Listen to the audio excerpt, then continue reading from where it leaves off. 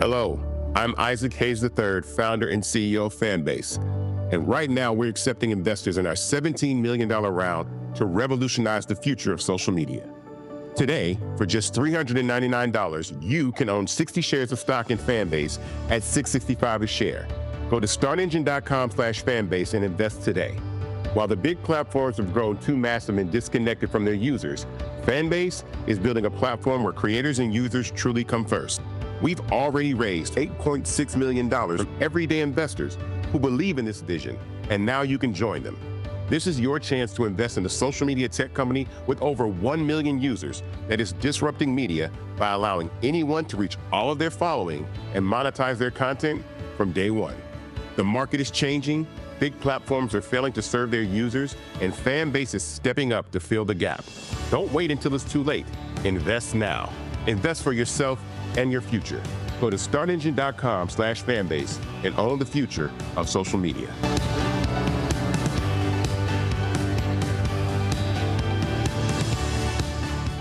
Folks, Black Star Network is here. Hold no punches! I'm real revolutionary right now. Black power. Support this man, Black media. He makes sure that our stories are told. Thank you for being the voice of Black America, Roland. Stay black. I love y'all. All momentum we have now, we have to keep this going. The video looks phenomenal. See, this difference between Black Star Network and Black-owned media and something like CNN. You can't be Black-owned media and be scared. It's time to be smart. Bring your eyeballs home. You dig?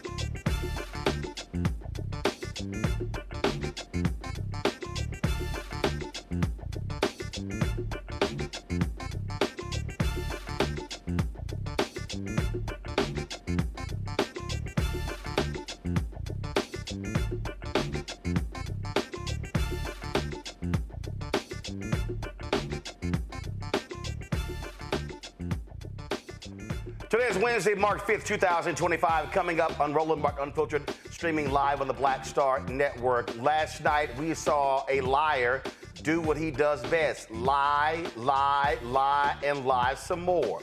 We'll talk with Pennsylvania Congresswoman Summer Lee about the Lie Fest. Oh, that's also called the Joint Session of Congress speech. Democratic Congressman from Texas, Al Green. Republicans want to censure him because he stood up and protested Trump's speech. We'll show you what took place, and also we'll hear from Green, who'll be joining us on the show tonight as well. Also, the Trump administration, they want to cut some 80,000 jobs in the Department of Veteran Affairs. We're going to talk to a retired U.S. Army Brigadier General about the impact. Also, folks, so much for us to actually cover. We see, of course, Black Lives Matter statement on the street right outside of our building. Well, guess what? Republicans threatened DC's money, so the mayor, Muriel Bowser, capitulated and is going to remove the Black Lives Matter from the street here in Washington, D.C. And we'll also remember former Texas State Representative, Mayor of Houston, and Congressman Sylvester Turner, my frat brother and dear friend, who suddenly passed away last night here in Washington, D.C. We'll remember him for his amazing, amazing legacy. Folks, it is time to bring the funk on Roland Martin Unfiltered on the Black Star Network. Let's go. He's got whatever the miss, he's on it. Whatever it is, he's got the scoop, the fact, the find. And when it breaks, he's right on time and it's rolling.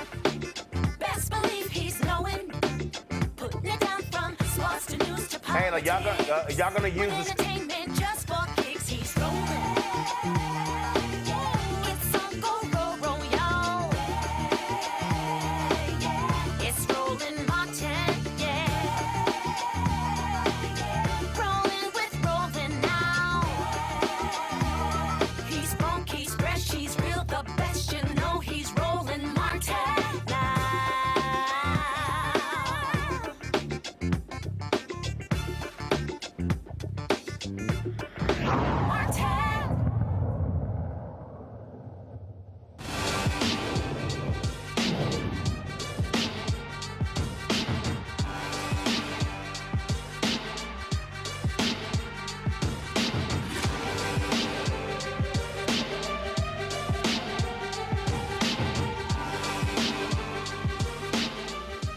Folks, lots of lies last night from the twice impeached, criminally convicted felon-in-chief, lead insurrectionist, and white supremacist Donald Trump. He stood before Congress, giving the joint session of Congress speech. Lots of stuff to say, long, frankly, boring speech. And what did he do? Lie. He talked about, he brought back freedom of speech while they also are talking about government censorship. He talked about how the economy under Biden-Harris was awful. It was one of the best economies we've had in half of a century. Now, the Federal Reserve is predicting that GDP is going to be going down because of the actions of him. He wants to crack down on protesters, cut funding for school. He also attacked diversity, equity, and inclusion. And then, of course, during his speech, he celebrates a young black kid who wanted to be an officer by making him an honorary Secret Service officer. That same young black kid fighting cancer, this is the same guy who's cutting cancer research in the federal government. He's a joke. He's a pathetic joke. And Republicans last night looked like idiots, constantly applauding and screaming and clapping. Democrats, most of them on the other side, objecting silently, some holding up signs. People like David Axelrod said it was despicable what Congressman Al Green did. I think David Axelrod's comments are despicable. I'll deal with that later. But right now, I want to talk with Pennsylvania Congresswoman Summer Lee, who joins us right now. Congresswoman, glad to have you here. First and foremost, let folks know, so what was the strategy of Democrats going into last night? You had some members in pink, some folks dressed in black. You had some had shirts that said resist. Some were holding up signs. A lot of folks were mocking those signs, saying it looked like they were at an auction. And so for folks who don't know these conversations that take place in the conference, what was the strategy last night? Yeah, I'm gonna just, keep it real. I don't know that I necessarily knew what the strategy was last night. I think that when you get down to it, right, we're a caucus of 12 of us, 213 or so of us. And, there are different caucuses, different groups of people who organize or don't with each other. And I think that what we saw last night was definitely a little bit of a pick your own adventure when personally, I think we probably needed a more concerted and a more intentional effort that was in one accord. I think that as we're fighting back against the quickly rising tide of fascism, of Donald Trump, and not just Donald Trump, but, all of these folks who have been working behind the scenes that are now coming in front of the scenes to take over and capture our country. As that is rapidly increasing, we're going to need to see a way more coordinated effort from all of us. We're going to need to hear from, and people, I think, are rightfully wanting to hear from us. They want to know that we match their urgency. And I think that yesterday is not going to be the last opportunity, right? It wasn't the first, it will not be the last, but it is an indication that we are going to have to get a foundation, a really strong foundation, because the time to start to build so that people from the outside can organize, so that our labor, our Black and brown communities, so all these folks can organize. We have to start to build that foundation. We got to do it right now. So I saw this comment last night by David Axelrod on CNN, and I want to play this. Y'all go ahead and roll it. So it's one thing to mine our differences. It's another thing to try and heal our differences. And that is, that's the difference between real leadership and political expediency. Would it have been healing to stand for Mark Fogel? Might have been. No, I agree. You are absolutely right. DJ Johnson. I will do what you will not. I will say, I think there were times when they should have risen. I think what Al Green did was despicable. So let me say this here. David Axelrod's comments are despicable. And he's constantly saying that, the problem is for Democrats, they're playing to the base and Republicans do the exact same thing. I saw what these Republicans did when President Obama was speaking. We saw and heard what they did when President Biden was up there, when they were standing up and yelling as well. And the reality is, one of the reasons why people sat at home last year, because they felt they did not see enough fight. The reality is that Donald Trump didn't somehow just dramatically increase turnout. That didn't happen. He didn't increase turnout among African Americans and Latinos. That was because of the voter participation of those folks actually dropped. And I said it point blank, and I don't give a damn. I said it on Twitter. David Axelrod is full of shit. He has no idea what he's talking about. I actually travel this country. I can guarantee you I speak to far more regular and ordinary people than David Axelrod will speak to an entire year. And what I keep hearing when I travel around this country, they actually want to see people demanding, fighting, sticking up. Now, here's the reality. Republicans control the House, 3-vote majority. Y'all have limited power to stop them from doing what they're doing. Senate Democrats have a lot more power. One senator can hold up nominations and hearings and all sorts of things. But if there's ever a moment where people want to see a pulse, they want to see a heartbeat, is right now. Period. Listen, there's a cacophony of bullshit that's coming out from people right now. Nonsense. And to be quite frank, his nonsense didn't even register because, you know what, those are just not even the voices that we need to lift up. But right now, let me just say it. I'm going to go ahead and add in with Brother Al Green, who stood up, who took a stance because of something he believes in. But that's also what he always does because he's a brother who will speak up. And you're 100% right. We are all going to have to dig deep down and figure that one out because you're right. There are so many people right now who I am afraid are looking at what they're seeing right now and are going to decide that they have no faith in any of us, that they have no faith in anybody who doesn't have the courage to stand up. And that's me included. That's all of us. So right now in this moment, when we're talking about meet the moment, we can both and we will have to both acknowledge that we may not have the House, the Senate, or the White House. But we do have megaphones, we have platforms, we have a mandate from our own people who are looking for our own leadership. And what I want to say right now is that when we think about what the final fail-safe is in a democracy, it's the people. It is the people. And yes, that means that we still need our legislative leaders to stand up. We need our messaging to be tight. We need to look like we're resisting, like we are, like we care, like we understand this. But we need to be doing all of that so that we can empower the real people who are going to move this along, as history has shown us over and over and over again. The civil rights movement happened the way it did, not because Congress finally moved, but because the people moved it. Because there were people on the outside who were organizing, who were agitating, who were boycotting, who were striking, who were doing all of these things at once. And I think that everything we've done in our history and our community is going to lead up to this right now. So I want to be in the voices right now to say that I just feel like we are underreacting. We're underreacting. So whatever Axelrod got to say, he has a vision for America that is different than ours. So because our vision isn't what his vision is, whatever he thinks is, I thought that whole showing yesterday was despicable. I think the whole showing of what Republicans do every day. Right now, I'm watching colleagues, Christian colleagues on Ash Wednesday who want to cut Medicaid. Right. And want to cut Medicaid. People are going to die as a result of the cuts to USAID, and these so-called pro-lifers are not going to say anything. And the thing that also jumps out at me when I hear the Axelrods of the world with their bullshit is this here. And this is my problem. And listen, God bless them, Biden, Harris, they riding together, going to the inauguration. But here's my problem. Too many people in the media, they want Democrats to uphold institutions. They want Democrats to act right. They want Democrats to do what's right. They want Democrats to know you shouldn't do these things. You shouldn't be acting that way. No, we have institutions, the peaceful transfer of power. Yet this son of a bitch, Trump, skips the damn inauguration in 2021. He doesn't come. Melania doesn't come.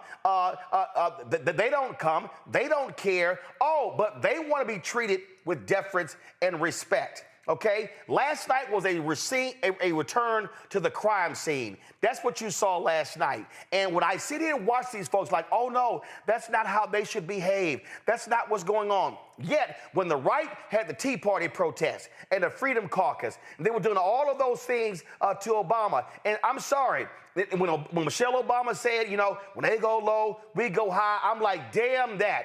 This is a moment where you got to meet force with force. We got to throw that one out, right? That was cute. That was nice. It sounded nice. It's time to throw that one out. And listen, I think that, Roland, to get right to it, I think that people, we got to understand, we got to live in a reality we live in. People don't care and they don't have expectations of the Republicans because they know who they are. When someone shows you who they are, believe them, and there are enough of us who know who they are. So when people are looking for sanity, when they're looking for clarity, when they're looking for courage, they're not going to look to Republicans because they already know that is a party of racism, that is a party of misogyny, that is a party of fascism. That's what they expect from that. What they don't expect for us to go along with it. They don't expect Democrats to give any space for that.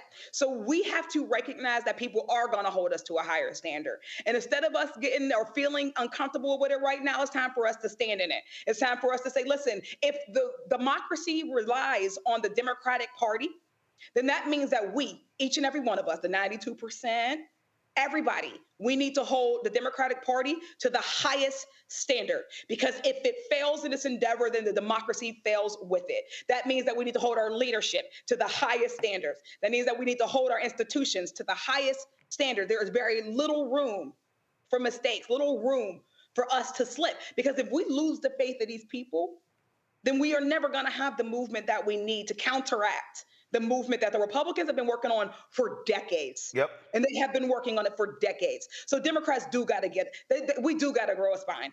We do have to treat them as the criminal party, as the party of hatred and division that they are. We do have to see that they are going to be hypocrites. That's all they know how to do. But I hold me to a higher standard. And after yesterday, listen, that's the standard I'm going to continue. I'm going to hold everybody in my life to that standard. Because right now, when I say that the clock is ticking on democracy, the clock is ticking. And after yesterday, listen, we're not going to get everything right. But after yesterday, after these last 30 days, after this last month, we gotta up the ante Trump doesn't care about decorum. Trump doesn't care. Republicans, they don't care about whether what they're doing is honest or disingenuous. And I got so many colleagues who want to chit chat with us and chop it up with us in the hallway and then go out and do the antics that they do. That's because they're playing a game and they're playing to win. Period. Well, I'll give a perfect example. Here is one of the most racist members of Congress who has no problem hanging around white supremacists. That's Andy Biggs. Listen to this hypocritical asshole today in a congressional hearing. Kind of like what I saw on the floor of the House last night. I mean, I love the little popsicle sticks with the little construction paper signs. Those are pretty special. Trying to spend less money. And yeah, save on money. I appreciate you didn't want to be extravagant. That I think I'm going to draw a response here. But that's really what we saw on display last night. Sophomoric, childish, not even sophomoric. More juvenile than that. Attempts to disrupt the joint speech. And I'll yield back. Well, I'm waiting for the.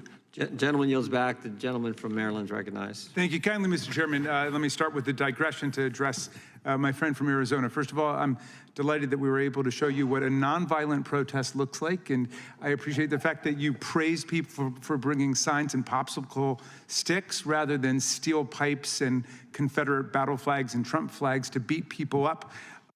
Again, that's how you respond, but the person we're dealing with here, and see, I just think it's important when we talk about the person who was just talking, because a lot of folk may not know who we're dealing with when we talk about Andy Biggs.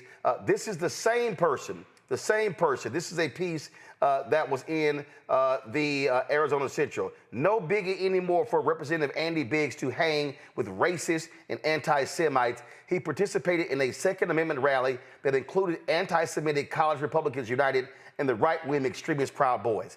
That's who the hell he is. Yeah. And that's why we can't play into it. Right now, they're galvanizing their forces. They're all falling in line right now because they have a one-track focus, right?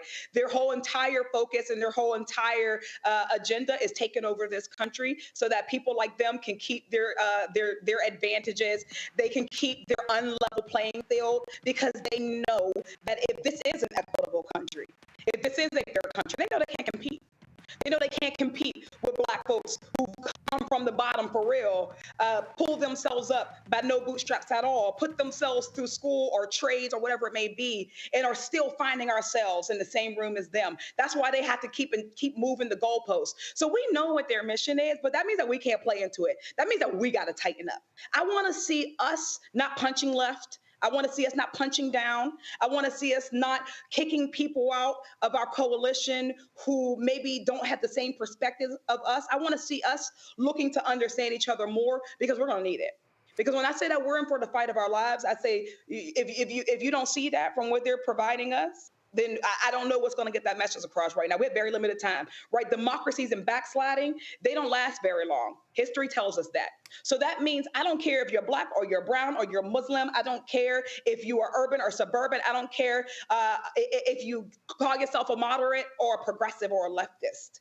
If you are somebody who cares about the rights of human beings in America, if you're somebody who cares about us having equitable access to education or healthcare or housing, if you care about poor people and working class people, we have to get it together.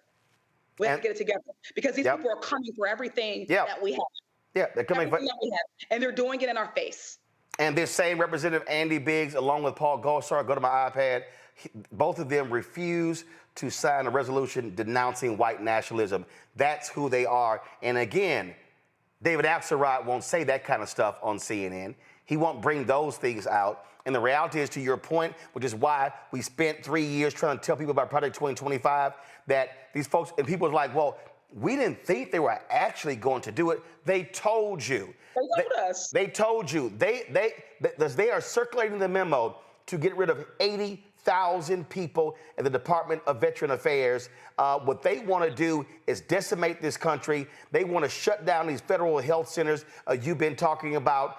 They want to massively cut, and the goal is very simple: to give tax cuts to people who make more than $360,000 a year. And not only that, they are shutting down. Robert Reich posted this. I'm gonna throw this out, lads, which was just amazing, and people don't understand how these crooks are in charge and what they are doing.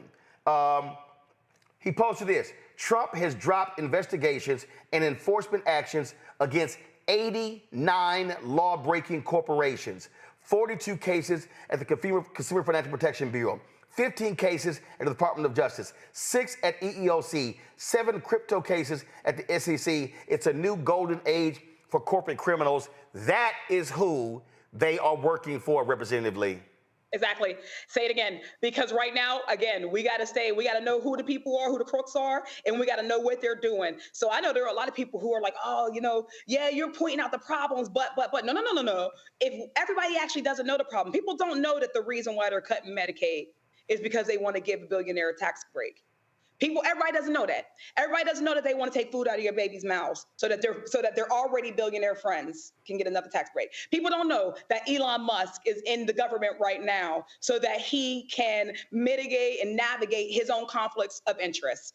They don't always know that the reason why they're trying to take out the CFPB, why they are firing, Gwen Wilcox and at the NLRB, they're attacking all of our points of power, worker power, the power of Black and brown people, Black people especially, Black folks being able to get a good job so that we can get into, so that we can grow our economic wealth and opportunities. They're targeting all of the education, right, so that our kids can't get their leg up. They're targeting all of our points of growth and power, and they're doing it very blatantly because these new age robber barons, tech bros, tech barons, oligarchs, whatever you call them, however you call them, they're sitting right there in front of us. That's it. And we have to name it and claim it because there are a lot of people in our communities who don't know that Elon Musk is a crook because they believe that if you're a billionaire, then you must have worked for it. You had to have done something. You gotta be smart, right? Because you're a billionaire, not that he is somebody who grew up in apartheid South Africa, got his money off of abuse and theft and thievery, and that he is actually not a genius. We got to tell people that. We got to tell that story, and we have to tell it repetitively because it takes multiple times for it to sink in for folks. So keep on saying it. Keep on putting it up there. Keep on making it plain because the people of this country deserve to know what's actually going on right now, and they deserve to be empowered and equipped to combat it. We got to get people tools right now. Indeed, indeed. Representative Summer Lee, we appreciate it. Welcome to the show anytime. Thanks, brother. It's always good to be here, so I'll be back. Absolutely. We appreciate it. Thanks a lot. Folks, again, last night, if you just broke down just the lies and the lies, Daniel Dale of CNN did a whole breakdown, and he literally did four minutes of just lie. Oh, yeah, he lied about this. Yep, he lied about this. Yep, he lied about this. I mean, that's what it was. And so, to sit there and listen to that, and as y'all know, last night on the State of Our Union coverage, we didn't carry that joke of a speech. You want to listen to stupidity? Listen to this fool right here. Listen to this. They bear with me, and they did probably have to bear with me again, and this will be even better. That was great. The problem with it was that Biden didn't enforce it. He didn't enforce it. $50 billion of purchases, and we were doing great, but Biden did not enforce it, and it hurt our farmers. But our farmers are going to have a field day right now. So to our farmers, have a lot of fun. I love you, too. I love you. Let me remind y'all the tariffs last time that took place in Congress when Trump was there. Taxpayers, we had to bail them out of $28 billion. I just want y'all to know, again, taxpayers, American taxpayers, because of this idiot's tariffs, farmers were filing for bankruptcy, losing farms, losing money because of this idiot's tariffs. That's what we're dealing with when we talk about an idiot like Donald Trump. We're going to take a quick break, and when we come back, we're going to hear from Congressman Al Green of Texas, a true freedom fighter. You're watching Roland Martin Unfiltered on the Black Star Network.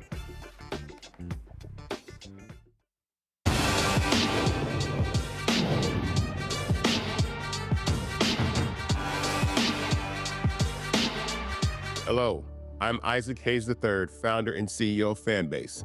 And right now, we're accepting investors in our $17 million round to revolutionize the future of social media. Today, for just $399, you can own 60 shares of stock in Fanbase at $6.65 a share. Go to startengine.com/fanbase and invest today. While the big platforms have grown too massive and disconnected from their users, Fanbase is building a platform where creators and users truly come first. We've already raised $8.6 million from everyday investors who believe in this vision, and now you can join them. This is your chance to invest in a social media tech company with over 1 million users that is disrupting media by allowing anyone to reach all of their following and monetize their content from day one. The market is changing, big platforms are failing to serve their users, and Fanbase is stepping up to fill the gap. Don't wait until it's too late. Invest now. Invest for yourself and your future. Go to startengine.com/fanbase and own the future of social media.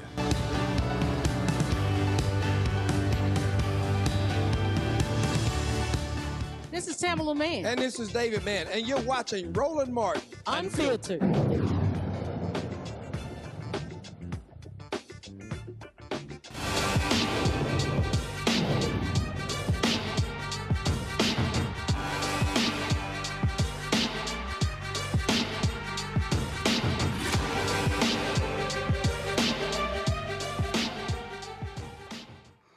Folks, last night, Democrats, for the most part, attended the speech. Many were quiet, silent. Donald Trump's walking in. They had their backs to him. Folks weren't shaking his hand.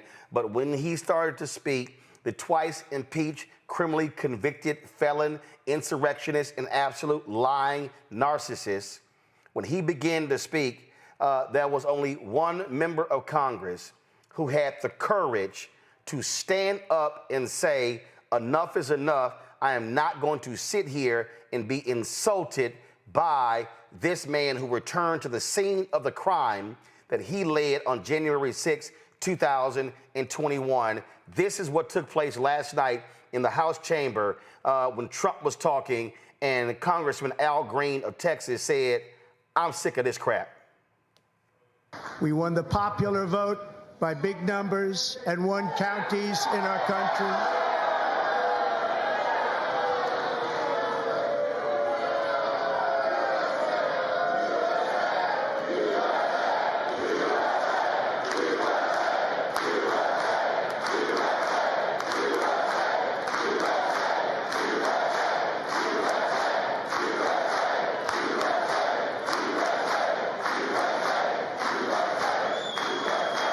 And won counties in our country, 2,700 to 525, on a map that reads almost completely red for Republican.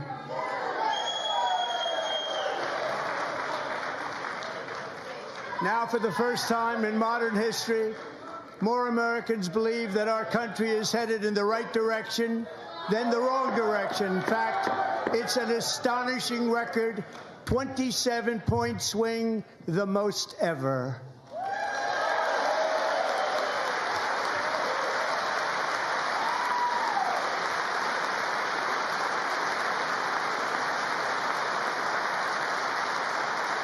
Likewise, small business optimism saw its single largest one-month gain ever recorded, a 41-point jump.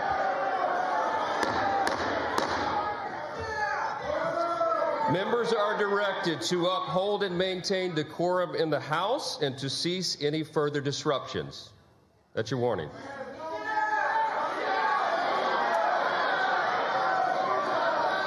Members are engaging in willful and continuing breach of decorum, and the chair is prepared to direct the Sergeant-at-Arms to restore order to the joint session.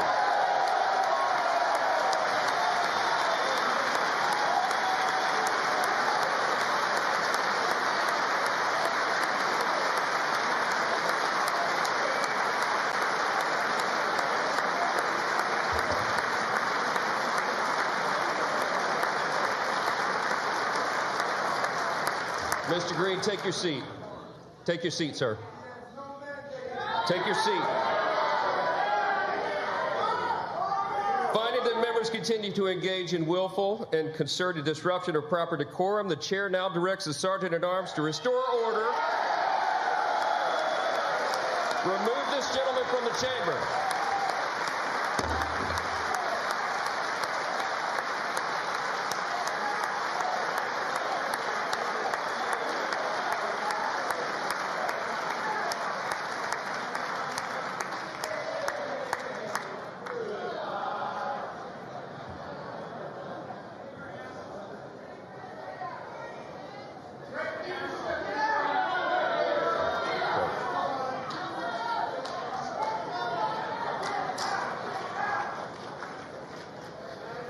Members are directed to uphold and maintain decorum in the House. Mr. President, you continue. Thank you. Over the past 6 weeks. With that, Congressman Al Green was laid out, and Congressman Al Green of Houston joins us right now on Roland Martin Unfiltered on the Black Star Network. Republicans are trying to move to censure you, sir, but before we start with that, this is also a very difficult morning for you, for me. There's a reason I'm wearing this shirt. We are Houston, because last night, your dear friend, my dear friend, our dear fraternity brother, Congressman Sylvester Turner, died at his home in D.C. 8 years mayor of Houston, longtime Texas state representative, passed away at the age of 70. We're going to pay tribute to him in the second hour of our show. But I want to first start with just your thoughts and reflections, because, again, it was very difficult, I know, for you to go to the Capitol today after getting the news about losing your dear brother just months after losing our longtime sister, Congresswoman Sheila Jackson Lee. Well, thank you very much for the opportunity to express my sympathies, especially to the family and the friends who have known Sylvester over these many years. When Bishop James Dixon called me and shared the news with me, I literally fell to my knees. Tears welled in my eyes because I couldn't believe that someone that I was with last night, we were on the floor together. I introduced him to someone. He seemed to be quite well. And he walked on away. And to this morning hear this was just very painful. He was such a decent person. He helped so many people. He was the kind of person that you would want to live next door to. He was a good statesman, a person who helped young people. He was always carrying a certain degree of spirituality in his aura. He would end his speeches when he reached his crescendo with, "To God be the glory for the things he has done. And to God be the glory for Sylvester Turner and what he has given us over these many decades." And he was indeed a beloved brother of Alpha. And it was always, again, the photo. This was when the Astros were in the World Series. And I went to Houston, my brother and I. We ran to the mayor, but in the parking lot, walked in together. And of course, we throwing the ice up. And so it was always great to see him. Yes. Yeah, I was proud that he was elected to Congress. He served quite well as a state representative for more than a quarter of a century. 8 years as mayor of the city of Houston through hurricanes, Ike, Harvey, served through the pandemic, the ice storm. He was a great public servant, and I was pleased to see him come to Congress. He was doing quite well. He came prepared. I know of no one who was better prepared to serve in Congress than Sylvester Turner, and he will be missed here and at home. Indeed, indeed. Let's talk about last night. We could not hear, it was very faint. What were you saying when you stood up? And actually, before I get to that, was that your plan going in, or was there something just in that moment where you said, I just can't sit here and listen to this? That's well said. It was a moment of spontaneity. I was ready to leave because I was not pleased with the president having made the comment that he had a mandate. And as I was about to leave, I was just overwhelmed with the belief that I had to say to him, you don't have a mandate to cut Medicaid. Medicaid is very important to people who are without means. They don't have the wherewithal that a good many of us have. I have great insurance, but people need this in the richest country in the world. Healthcare shouldn't be wealth care. So I was telling him that you don't have a mandate to cut Medicaid. And then I said, and we have to take the cap and lift it on Social Security, because in just a few years, Social Security is going to have a shortfall, and we've got to protect Medicare. Now, these three things the president really did not elaborate on last night. He didn't talk about how he's going to manage Medicaid, didn't talk about how we're going to save Social Security and Medicare. So I brought it to his attention, and I was vociferous. I did hear the speaker when he suggested that I would take my seat, and I'll be quite honest with you, it was with intentionality that I did not. I did it because it was principle. I represent people who cannot be there to represent themselves, and I wanted to stand for them so that they would know that at least I would be there to take up their cause in their absence. He, the president, has demonstrated to me that they are going to cut Medicaid deeply. $880 million will have to be cut from the Energy and Commerce budget. Million or billion? Billion. 880 billion. 880 billion, yes, approaching $1 trillion. And if they're going to do that, they're going to have to cut into Medicaid, and that's going to hurt a lot of poor people. So I didn't do it to see if others were going to stand with me. People have asked me that question. No, I believe that on some questions, it is better to stand alone than not stand at all. And I stood, and I would stand again. And yes, they are about to censure me for this, but I have told people I knew what I was doing. The people who escorted me out were kind to me. They did not assault me in any way. I knew what I was doing. And I was incarcerated with John Lewis. We discussed peaceful protest. And one of the things that I tell people is, if you engage in peaceful protest, you're going to have to be disruptive. You've got to move things. John Lewis would say, get in the way. But when you do that, be prepared to suffer the consequences. I'm prepared. Whatever the consequences, I'm prepared to suffer those consequences because I stood on principle for something that will help people. And if I have to suffer, I'll take those consequences. There are some Democrats who may so there was a debate today. Supposedly the censure vote is supposed to be tomorrow. And I've seen a lot of chat back and forth. A lot of people said any Democrat who votes with the Republicans or censures you is wrong. What if it happens? What if some members of your own party vote for censure? I won't be offended. I voted present. And explain, why did you vote present? I voted present because I'm going to let the conscience guide each person. My conscience led me to do what I did. I will trust the judgment of the people. And if the people believe that I should be censured for this, then I will be censured. And I won't be angry with anybody. I'm not angry with those officers. They were kind and said some nice things to me as we were leaving. I'm not angry with the speaker. I believe that it's a matter of, when it's a matter of principle, you'll be prepared to suffer the consequences. And I'm prepared. I would do it again. And I said as much on the floor tonight, that this was something that I did with intentionality and that I would do again if the circumstances presented themselves. And I would. I'm just being candid. I just had Representative Summer Lee on, and in fact, I want to do this here. Before I go to that, last night on CNN, David Axelrod was highly critical, and I want to play what he said about you. Frankly, I personally took offense to it because I believe in this moment we need people of conviction, integrity, honor, decency, principle, morals, and values to stand up to an immoral, lawless, uncaring despot who wants to be a dictator. So y'all play it.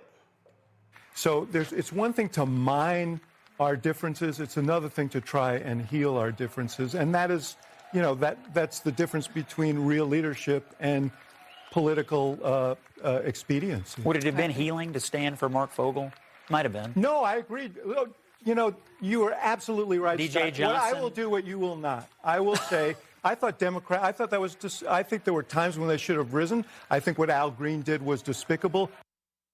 What Al Green did was despicable. I don't know of anything David Axelrod has stood up for. I don't know if he's been willing in a setting like that to say, you know what, I'm sorry. I cannot play a game of normalcy. I got to remind people, Dr. King's speech on August 28, 1963 was not called the I Have a Dream speech. It was actually titled Normalcy No More. And that, to me, I think is the problem that I have. Too many Democrats are operating where they're treating this guy like it's normal. It's normal what he has done, what he has said. What I saw for you last night was normalcy no more. Well, Dr. King reminded us that there are times when you have to do that which is neither safe nor politic nor popular. I didn't do it because I thought I would win a popularity contest. I will come back to where I started, and it is this. I did it because there are people who are going to suffer when the president cuts into Medicaid. Maybe this will be the thing that will prevent them from doing what they are sure to do if they plan to cut $880 billion out of the energy and commerce budget. Maybe it'll stop them. Maybe they'll try to find a way around it. But my suspicion is they won't, and that they will decide that they're going to try to send Medicaid to the states, send some sort of block grant to the states.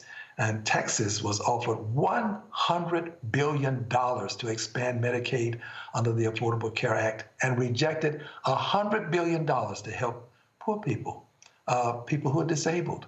$100 billion because they didn't want to pay 10% of the cost and they let the federal government cover 90%. Well, I think that that's deplorable and that's despicable. And as to Mr. Axelrod, sir, I have no means of saying to you that I regret you said what you said, to be very honest, but you're entitled to say it, and I was entitled to do what I did and suffer the consequences. There are people who are rallying. They're saying that we need to rally around Representative Al Green in this moment. Do you want folks to be doing that, or do you want them rallying around the things that you were speaking about? I think the things that I was speaking about are much more important. It wasn't about me, and I don't want it to become about me. I will say this, there are people who listen to the Axelrods of the world, and then they take that as a license to do things to other people. And I would hope that people wouldn't take it that way. People say ugly things, and we've received all kinds of ugly phone calls. And I'm not associating the calls with Mr. Axelrod, but we have. So I don't want it to be about me. I want it to be about the people who need Medicaid. This is very serious. And my prognostication is at some point we will be saying, I told you so. I told you that they were going to cut into Medicaid. I believe that's going to be the case. I hope that this will deter them from doing it. And as for the president, there are three important things for people 65 and older: Medicaid, Medicare, and Social Security. He did not explain how we are going to save Social Security. It's going to have a shortfall soon, protect Medicare, and prevent the elimination of Medicaid funds being cut. We've got to do something about all three of these. And the president was very pleased to talk about things that were totally unrelated to these three important things for people over 65. Has Democratic leadership said to you, Congressman, you should have done what you've done? But what do you also want to see House Democratic leaders, Senate Democratic leaders, the Democratic National Committee, and others do in this moment? Because all I keep hearing, I'm hearing people who are like, right on, Representative Green, thank you, somebody who is visibly fighting and standing up. Well, thank you. All of the comments that I've heard have been positive. I didn't seek comments from anyone, but they were all positive, and people came up to me and said positive things. I haven't had any leadership to say anything negative to me. I would hope that people, as a result of this, would focus on Medicaid and pay attention to what's happening to Medicaid, Medicare, and Social Security. That's where the safety net lies in terms of your health care and in terms of your having some semblance of an emolument to cover your needs when you get older and you're no longer working. That's what Social Security is there for. I hope that people will focus on these things. And as for what other people are doing, I think that there are many ways to get to the same destination. This is my way. I will accept others and let them move in their direction without any degree of antipathy or any kind of thoughts that maybe my way is their way. I let them do what they may. I do what I must. And I would do what I did again, not because of the need for attention, but because of the need for people to have medical attention when they are poor and they cannot afford what I have. I have the best medical attention that a person can get. My medical care is excellent. I want that for everybody in the richest country in the world. Healthcare should not be wealth care in this country, and we've got to change that. Let others do what they may. I do what I must. Indeed, indeed. Congressman Al Green, my brother, it's always good to see you, good to talk to you. Thank you for standing up, for raising that cane, and letting folk know how you feel. And in these moments, I believe a lot of people are encouraged to see you do what you did, because they said, man, at least somebody is showing some emotion and caring. You know, holding a paddle up like at an auction is one thing, but being willing to stand up and be ushered out of the house for people to criticize and ridicule you is another. And we need to have more folk who believe in nonviolent protest. And that's more important, because what you did in the House in front of Trump was far different than those thugs that he unleashed, those domestic terrorists that he unleashed on January 6, 2021. Thank you, dear brother. And I would hope that you would continue to get the message to the masses as you do. There are many places where I'm not welcome, but I know that I'm always welcome, and you always treat people with a great degree of dignity and respect. And it means a lot to me to know that we can get a message out to the masses. So thank you for helping us do this. Well, you're welcome anytime. And as I'm rocking this shirt, we are Houston. We are Houston. Yes, sir. I appreciate it. Thanks a lot. Thank you. Folks, we're going to go to a quick break. We'll be right back. We'll bring in our panel and talk about all of this right here on Roland Martin Unfiltered, the Black Star Network. Don't forget, support the work that we do, y'all.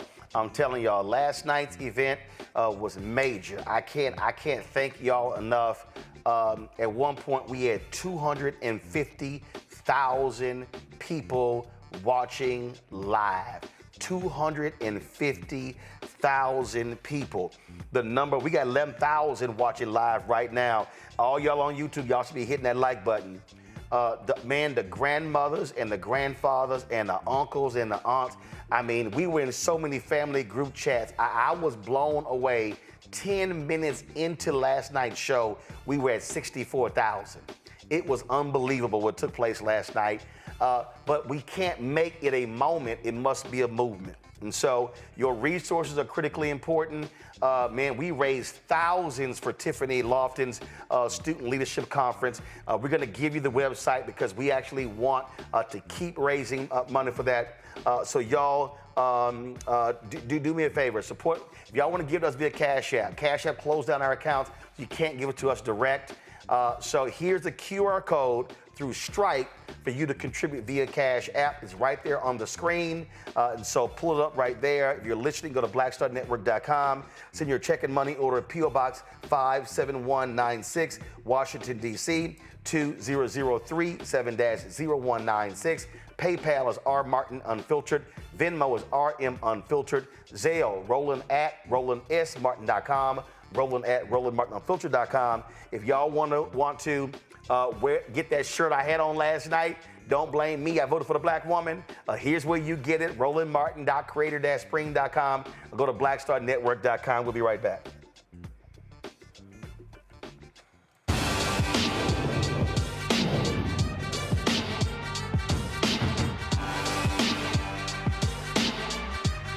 Begin tonight with the people who are really running the country right now. Now, Trump is often wrong and misleading about a lot of things, but especially about history. Donald Trump falling in line with President Elon Musk. In the wake of the unsettling news that MSNBC has canceled Joy Ann Reid's primetime show, The Readout, Roland Martin and the Black Star Network would like to extend an invitation to all of the fans of Joy Ann Reid's MSNBC show to join us every night to watch Roland Martin Unfiltered, streaming on the Black Star Network for news, discussion of the issues that matter to you, and the latest updates on the twice impeached, criminally convicted felon-in-chief Donald Trump and his unprecedented assault on democracy, as well as co-president Elon Musk's takeover of the federal government. The Black Star Network stands with Joy Ann Reid and all folks who understand the power of black voices in media. We must come together and never forget that information is power. Be sure to watch Roland Martin Unfiltered weeknights, 6 p.m. Eastern at youtube.com/Roland S. Martin or download the Black Star Network app.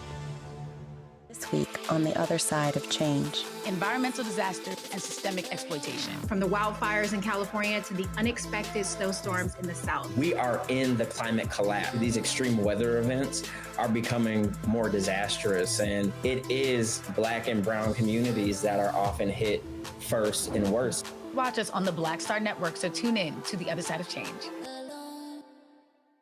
This is Reggie Rock-Byford. You're watching Roland Martin Unfiltered, uncut, unplugged, and undamn believable. You hear me?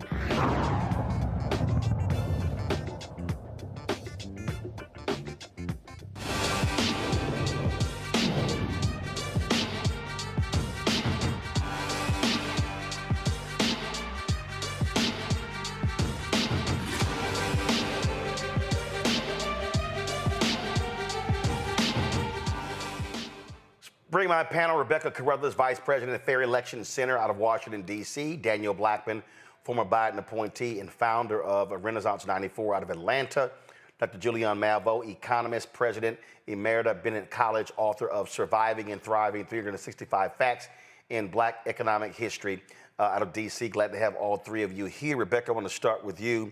You heard what Congresswoman Summer Lee said, Congressman Al Green. This is a moment, I believe, that people, as I said, they want to see a pulse. They want to see some fight.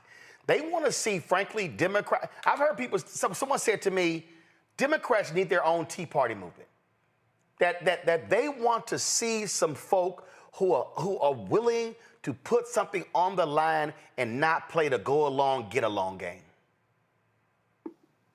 You know, Roland, it's not that the Democratic Party needs to have a Tea Party movement. The people in this country needs to have a Tea Party movement. Because one thing about the Tea Party is for a while they did act independently of the Republican Party until they started to merge. And so just looking at this and then even hearing the words of David Axelrod, it just made me think of what it looks like for white supremacy to show up.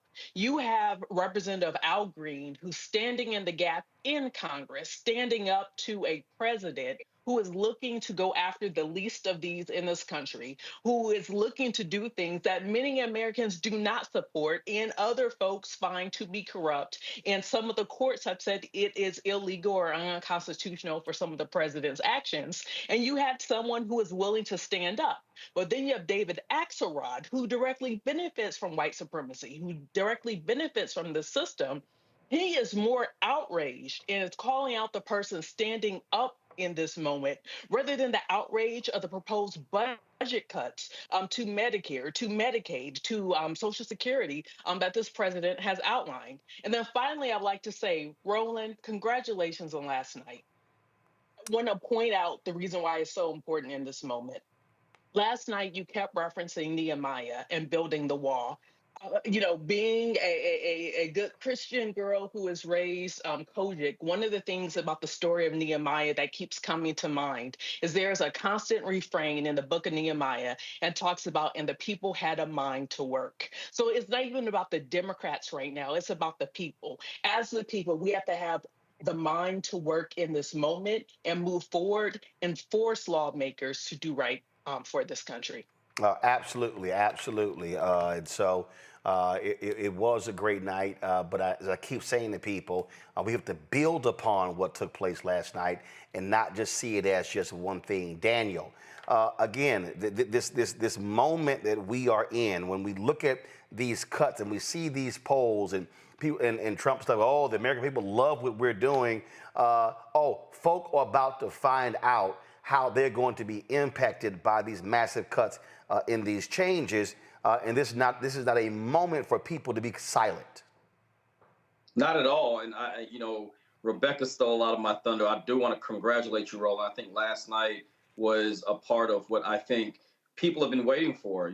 Not just opposition, but people have been waiting for there to be a discontinuation of normalizing unnormal behavior. And I think where we are today, I want to absolutely agree. The same people that echo the sentiments of what Congressman Lewis stood for are the same ones that tear down the character of those who walk and march in his spirit. And I want to thank Representative Green for his work and for all he's done. Now, to your point, folks are going to feel it. I think most people don't realize that 30% of the federal workforce, they're veterans, right? We're not just talking about losing people or disrupting a workforce that we'll be able to recover from. What the Republicans are doing right now under the Trump administration is potentially setting us back an entire decade, if not more, by removing positions that are not just critical to the federal government operating. I mean, we saw it a few weeks ago when they removed staff from the nuclear side that ultimately they had to scramble to rehire.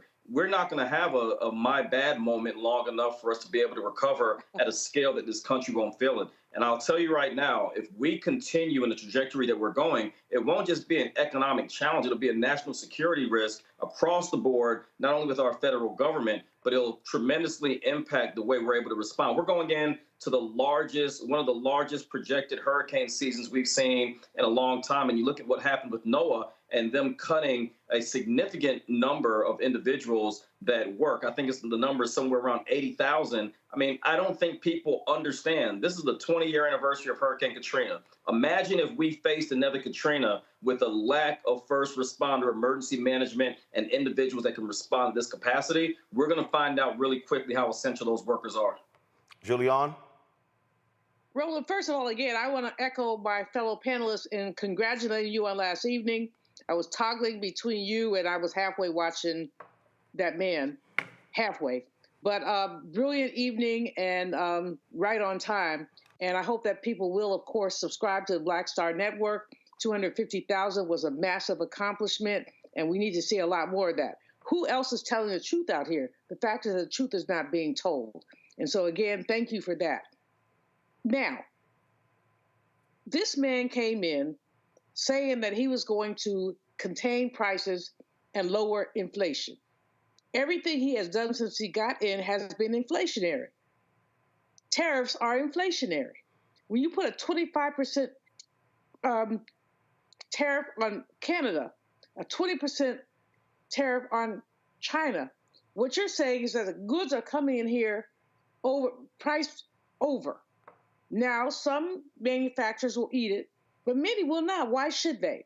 And so what you're going to see, and guess what? Trump, what's that name? That Elon, the Afrikaner, let's be clear, the Afrikaner, and so many others, they can afford a little tariff, a little increase, a little price increase. The people at the bottom cannot.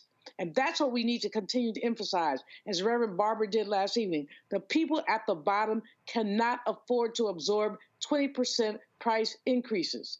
So this is a moment. I, again, got to shout out Al Green. Love him, love him, love him. And join you Houstonians in mourning Sylvester Turner. But about Brother Green, he did what many should have done.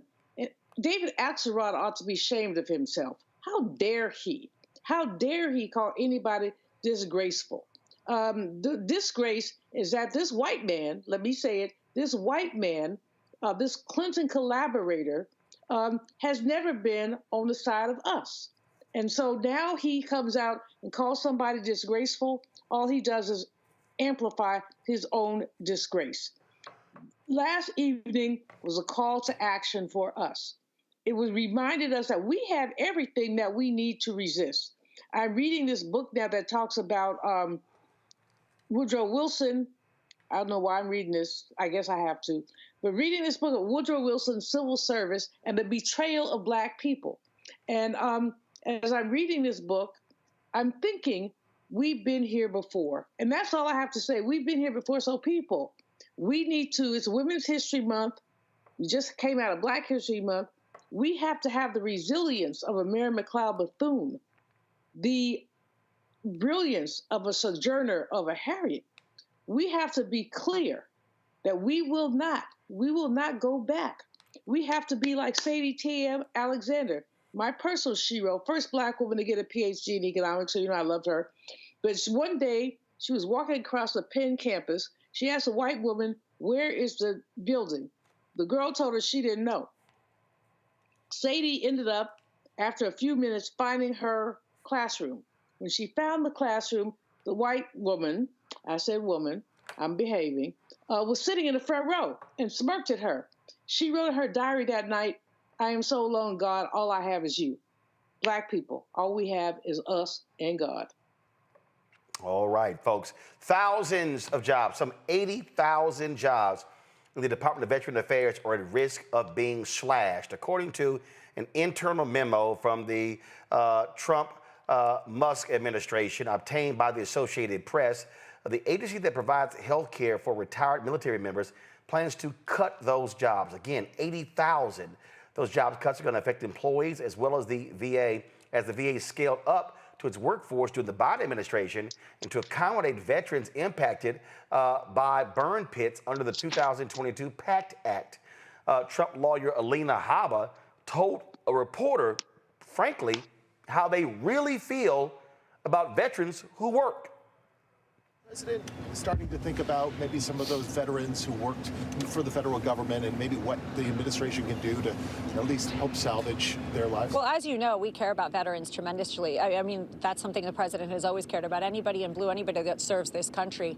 But at the same time, we have taxpayer dollars. We have a fiscal responsibility to use taxpayer dollars to pay people that actually work. That doesn't mean that we forget our veterans by any means. We are going to care for them in the right way, but perhaps they're not fit to have a job at this moment or not willing to come to work. And I'm sorry, perhaps they're not fit to have a job. Run that back. Is the president starting to think about maybe some of those veterans who worked for the federal government and maybe what the administration can do to at least help salvage their lives? Well, as you know, we care about veterans tremendously. I mean, that's something the president has always cared about. Anybody in blue, anybody that serves this country. But at the same time, we have taxpayer dollars. We have a fiscal responsibility to use taxpayer dollars to pay people that actually work. That doesn't mean that we forget our veterans by any means. We are going to care for them in the right way, but perhaps they're not fit to have a job at this moment or not willing to come to work. And wow. Joining me now is retired U.S. Army Brigadier General Arnold Gordon Bray from Rocky Mount, North Carolina. General Bray, glad to have you on the show. When you hear that comment, perhaps they are not fit to have a job right now. These are individuals who have served multiple tours of duty, individuals with PTSD, who've had limbs blown off, who literally have made the ultimate sacrifice, something Donald Trump never did with his fake bone spurs. And so when you hear something like that, what goes through your mind?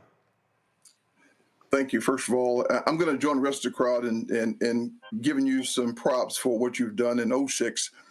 But if I can, let me kind of set the stage for a little bit of who I am so that you know, I'm definitely not on anybody's radar, one wing or the other. But when you're talking about veterans, what got me in 2017 to starting to watch the presidency of Trump was it first with the inkling when he first talked about the POW in McCain, John McCain.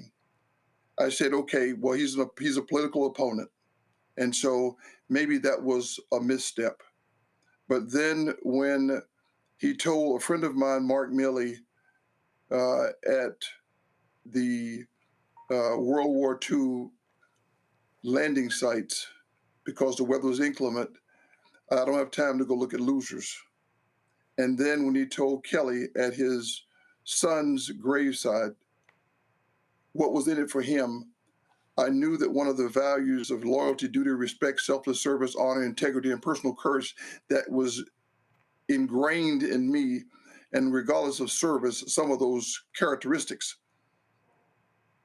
I got concerned.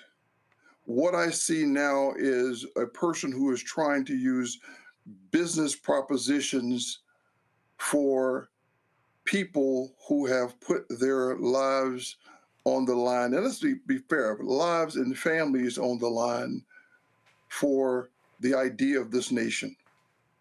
And we got to make sure we understand those things. So when I hear comments that may be a slip of the tongue, it's like a drunk person speaking. And my mom always said, a drunk man speaks a sober man's mind. And so I think what I'm hearing is the absence of conscience of who you're dealing with. My grandfather fought in World War I and died in 1938 of mustard gas when he passed. So when you talk about injuries, just as you talk about the burn pits in Iraq and veterans, veteran wounds don't always show. That's why there are so many homeless veterans, people who served honorably, who digested all that we tried to instill in them about the honor in this country. They're suffering sometimes silently. And if you ever really want to see the impacts of veterans, don't talk to them. Talk to the family members around them. And you'll see the change, and you'll see the pain, and you'll sometimes be able to see the wounds, but the wounds are there. We've killed people, and anyone who's ever killed someone, unless something's wrong with him, he is changed. He or she is changed. And what they're doing right now is they are dealing with life. A young Marine wrote a poem one day. He talked about the strange land, and the strange land he talked about was coming back home. So when you got someone that's handling military veterans, you got to make sure you're looking at the holistic view of who they are. And so it's not a misstep. Most Americans, the 51% that did not vote for this current commander-in-chief, they voted for something else, in some cases against this current president. And I wish I could call it the GOP, because anyone who doesn't support President Trump is not part of the GOP. He's called a rhino or something else. And I pray for the days of somebody like McCain being able to stand up again and be able to bring balance and civility. Unfortunately, General Bray, I don't believe that's not going to happen. This Republican Party is completely taken over by Donald Trump. They're not going to stand up to him.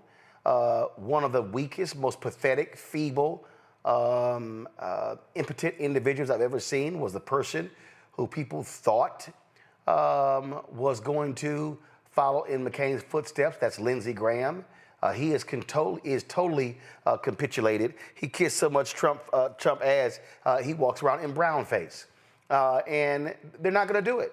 And I believe that they are going to allow Elon Musk, they're going to allow these folks to make these cuts, and they don't give a damn. And you've already seen veterans, individuals who voted for him, they have been crying, they have been posting stuff on social, calling into conservative talk shows, oh, please reverse this.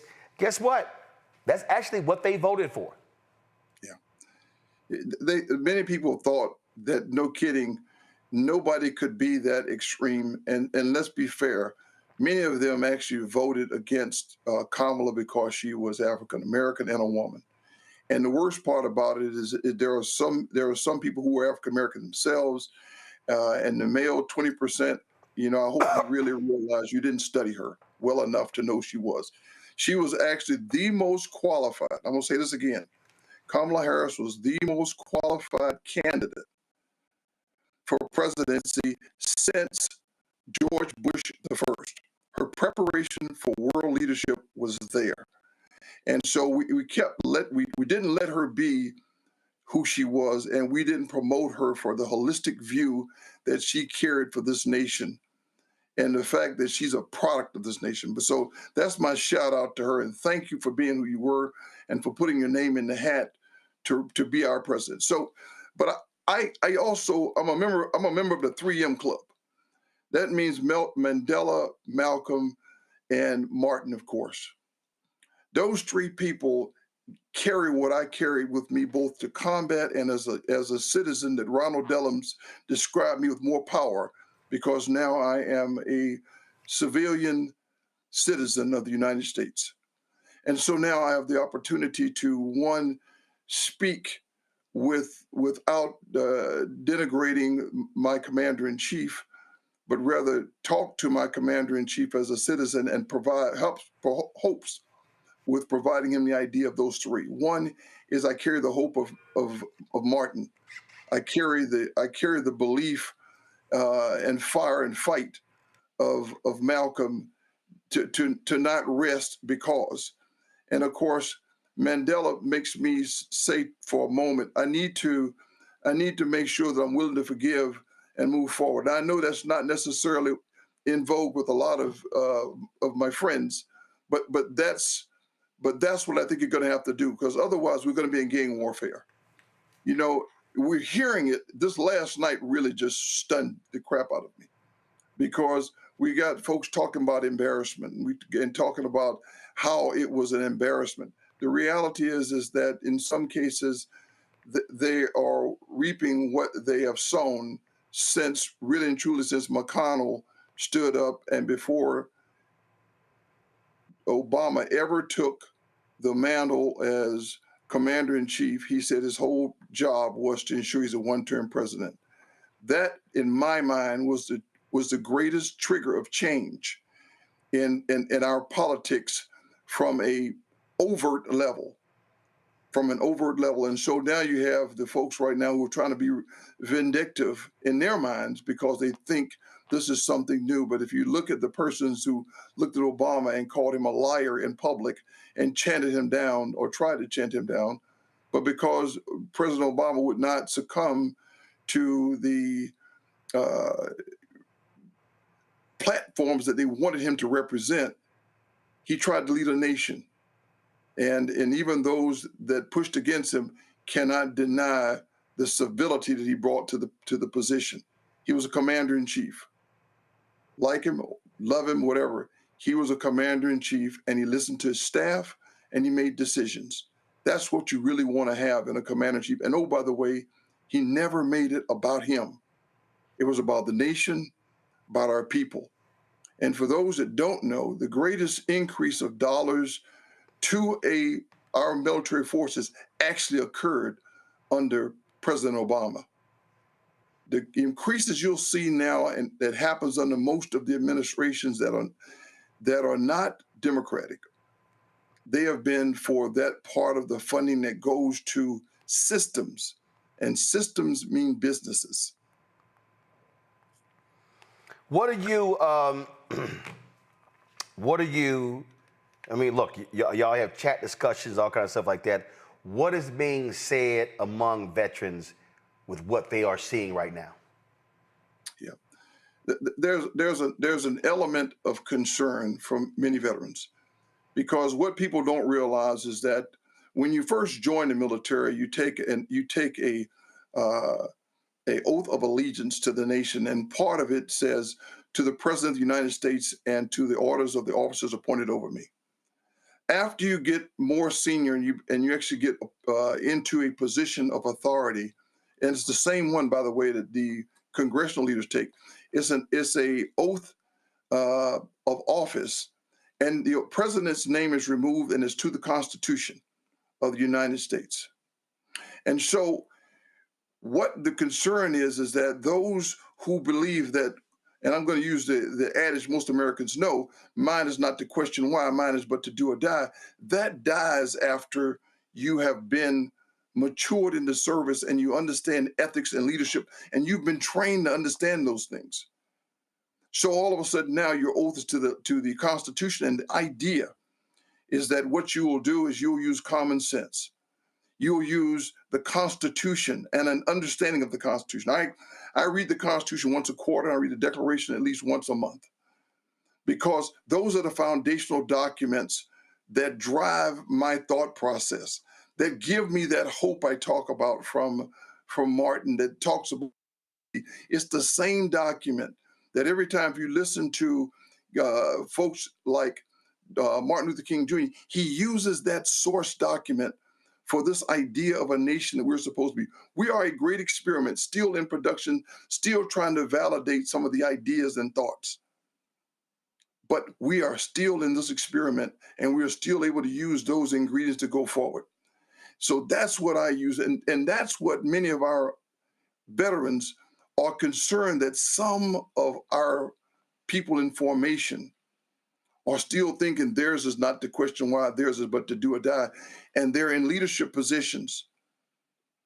And it changes. And one of my British counterparts gave me the best colloquial expression of what that's supposed to feel like. And that is, Her Majesty made me a major that I might know when to disobey. And see, that is what happens inside of most of our formations, contrary to popular belief. In our uniforms, there's great discussion about all that we do. And there are free-thinking, brilliant minds who are debating an issue. And then at the very end, we've got such great leaders in all of our formations that they will process, listen, and they build consensus for decisions when time allows. I'm gonna say it again, decisions when time allows. But they've got the strength of courage, the training and education and background to make informed decisions. And that's what the fear is that we're going to get sycophants as opposed to those who've been trained in the art of war. Yep. Well, trust me, there are sycophants among the leadership, especially when you replace a 4-star retired general as Secretary of Defense for a Fox News host. General Bray, glad to have you on the show. We'll see what happens with these cuts. And I really hope that the veterans in this country, including those MAGA Trump veterans, those Republicans, also stand up and realize that they're going to get screwed too. The key is to the oath of office. And I appreciate you giving me this time and opportunity to speak to our nation. I appreciate you. Thank you very much. Brad, thanks a lot. Appreciate it. Folks, just outside of our building, in the nation's capital, is Black Lives Matter Plaza. And of course, when we talk about Black Lives Matter Plaza, you know, we broadcast from out there. Let's go ahead and show it. So, you know, we broadcast from out there. We were out there, of course, on the anniversary of the death of George Floyd. We've had the Floyd family out there as well. You know, talking about these issues, talking about his brutal death on that day, May 25th, 2020. And of course, here we are. This May will be the 5th anniversary. And guess what? That's about to be no more. Why is that? Well, because Republican out of Georgia, Andrew Clyde, he recently introduced House Resolution 1774 that seeks to remove the Black Lives Matter phrase from that plaza. If passed, the bill would withhold federal funding from Washington, D.C. unless Mayor Muriel Bowser removes it and designates the area as Liberty Plaza. Well, guess what? Mayor Muriel Bowser is capitulating to this. Quote, we have long considered Black Lives Matter Plaza's evolution, and the plaza will be a part of DC's 250 mural project, where we will invite students and artists to create new murals across all 8 wards. The mural inspired millions and helped our city through a very painful period, reflecting on how the Black Lives Matter mural became a symbol during the protests against police brutality in 2020. But now we can't afford to be distracted by meaningless congressional interference. The devastating impacts of the federal job cuts must be our #1 concern. Our focus is on economic growth, public safety, and supporting our residents affected by these cuts. That was the statement that she released.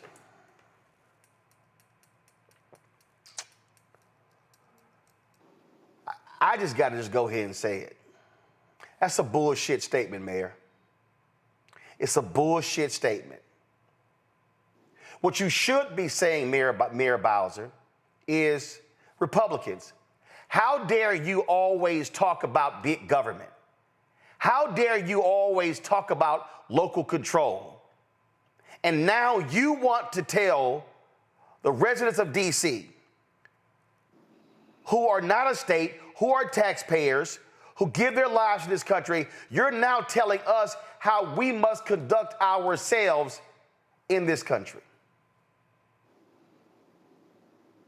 This is where the mayor should be rallying D.C. residents to let this Republican and Republican leadership know. In fact, what her statement should be saying is that I call House Speaker Mike Johnson to say, don't allow this to move forward. Don't bring it up as a bill.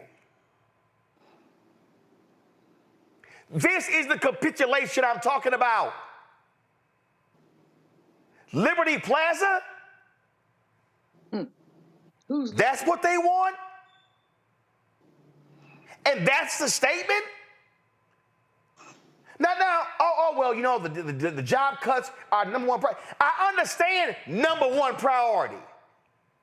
But damn it, what's #2, 3, 4, 5, 10, 20?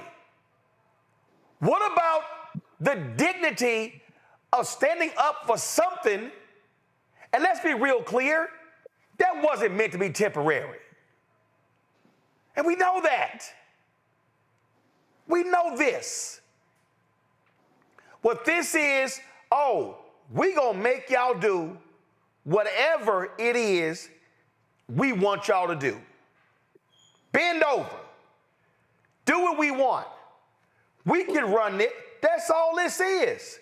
They're not fooling us. We know what they're trying to do. They've always used Washington, D.C.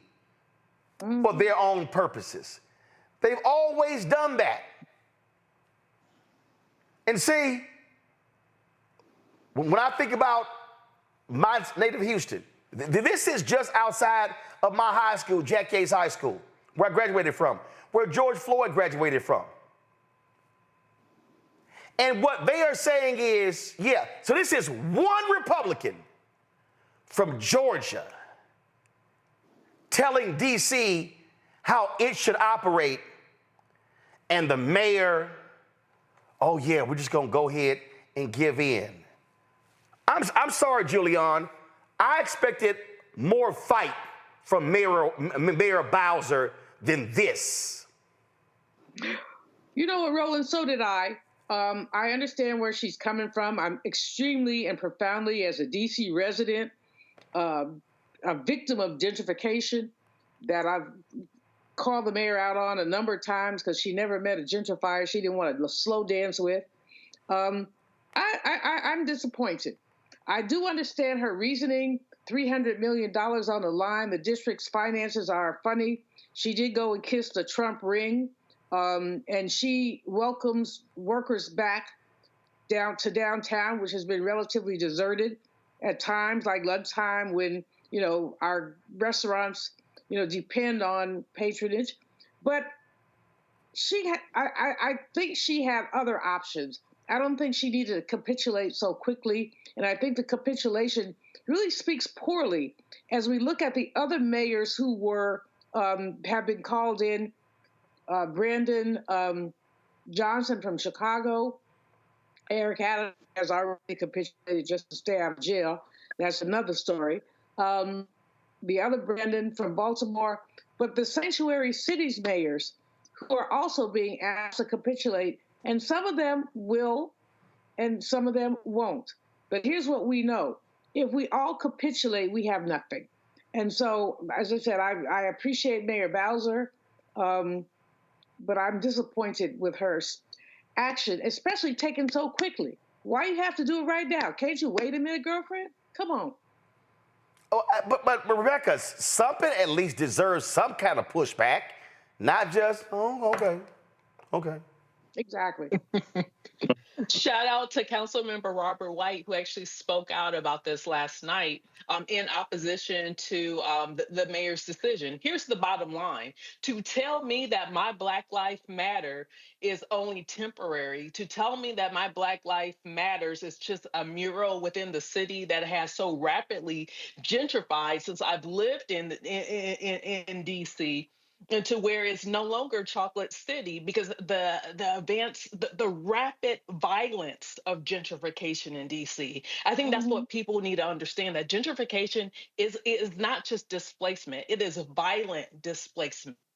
It's literally removing generations of people from where they lived. Like, if this was a Key and Peele sketch, like if I was pitching to them, I would say, you know what, if you're going to tell the story of DC, have a bunch of murals of Black people all around the city. And those are the former residents who used to live here. And then maybe at night they could come out and play around. And that's the thriller. That's the horror of what's happening within DC, because many of the historic Black areas of DC are no more. But yes, you really can see murals of Black people in some of those neighborhoods where Black people used to live. And now they no longer do they live there, but they're no longer welcome there. And it's very unfortunate and it's very sad. Here's the thing. History teaches us that appeasement to authoritarian never works. It never ends successfully. And so I can't even respect someone at first pushback. All of a sudden they roll over. And in essence, the city deserves a strong leader, a leader who will speak truth to power. It's one of the reasons why, I said even at the top of the show, we can't rely on political parties here. And remember, all power to the people. It has to be a people-led movement. The people have to push back because, unfortunately, we are seeing leaders, just like this decision that Mayor Bowser just made, that are making the wrong decisions in this moment. Daniel, this was June 7th, 2020. This is a story that was on CNN. Civil rights icon John Lewis calls Black Lives Matter mural a powerful work of art during visit with D.C. Mayor. Remember, he actually visited this mural when he was died from pancreatic cancer. In fact, this is a tweet that the mayor had actually posted, and this is a photo of him overlooking that. Maybe Mayor Bowser needs to remember this. Mm-hmm. Yeah, I mean, not only does she need to remember this, but I think those of us who are in Georgia are familiar with Mr. Clyde, who's not only an election denier, not only fought against shelter in place throughout the state of Georgia, is one of the same individuals that wanted to help lead the effort in Fort Benning. I mean, I grew up, my father was in the United States military. Fort Benning was named after a Confederate general, just like Fort Bragg. Both of those names were changed under the previous administration, and Fort Benning became Fort Moore. And now under the new leadership, we're spending more time talking about a street that was birthed out of not only the violence of gentrification, as my dear sister just mentioned, but a street that was laid on the backs and the blood of many civil rights leaders at a time where we're now seeing, and I hate to keep on bringing his name up, but Elon Musk liking a tweet, about giving a pardon to Derek Chauvin, who is the police officer responsible for the murder of George Floyd. We're seeing this in real time. We're seeing Confederate-based names being returned to where they were and excuses of why they're doing it. But yet and still, a congressman from my home state, which I'm ashamed to say, is now getting into politics outside hundreds of miles away from our state, not to focus on job security, not to focus on protecting veterans, not to focus on affordable housing, not to focus on veterans that are reliant on SNAP and other critical services and individuals around this country that are losing their job, but to focus on the street. And I think that's very telling of where their priorities are. Both of my colleagues today on this show, and including yourself, have been very adamant about where we are with this. There's nothing more to say. This is a reflection of where they stand, what their priorities are, and the lack thereof. Indeed, indeed. And speaking of priorities, another white Republican governor is letting a cop out of prison who killed an unarmed black man. A former white sergeant in Virginia who killed an unarmed man who was sentenced, his sentence is now being commuted by Virginia Governor Republican Glenn Youngkin. He granted clemency to Sergeant Wesley Shiflett, who was sentenced to 3 years in prison for fatally shooting Timothy McCree Johnson in 2023. He was convicted of recklessly handling a firearm during the shooting. Johnson was accused of shoplifting at Tyson's Corner Center. Shiflett and another officer chased Johnson before firing 3 shots. The investigation found that Shiflett fired the fatal shot. He was terminated because he did not meet the expectations of the police department by violating the use of force policies, protocols, and procedures. Shiflett contends he was protecting himself from a suspect who refused all police commands. The Virginia Legislative Black Caucus released a statement condemning Youngkin for commuting former Fairfax County Police Department Sergeant sentence. And this is what we're dealing with. We saw this same thing, Daniel, in Missouri, where the Republican governor there commuted the sentence of a cop who killed someone that a judge, it was a trial and everything. And this is, again, Republican governors allowing cops who were convicted by a judge and jury and sentenced to let them off free. And don't forget, Donald Trump pardoned some D.C. cops who also killed a man as well. And not to mention the January 6th insurrectionists. I mean, this is a pattern. We're not in any way, shape, or form looking at something that is normal. I mean, this is a pattern from the governor leadership that we're seeing around the country. It's a pattern on, this very, very intentional rebuke on justice for the lives of individuals that are not convicted due to protest. They are convicted by a jury of their peers. What bothers me more than anything else is where are all the black Republicans that are standing up, for Trump and standing up for all these things going on. They're dancing at the White House when we see them, celebrating certain things and laughing at Democrats. It has nothing to do with Democrat or Republican. This has to do with right and wrong and the amount of black blood that was shed throughout this country. Now you know them shiftless Negroes ain't gonna say nothing, do nothing. They just happen to be in the room. And you're absolutely right. But it's hold on, Julian. Daniel, finish.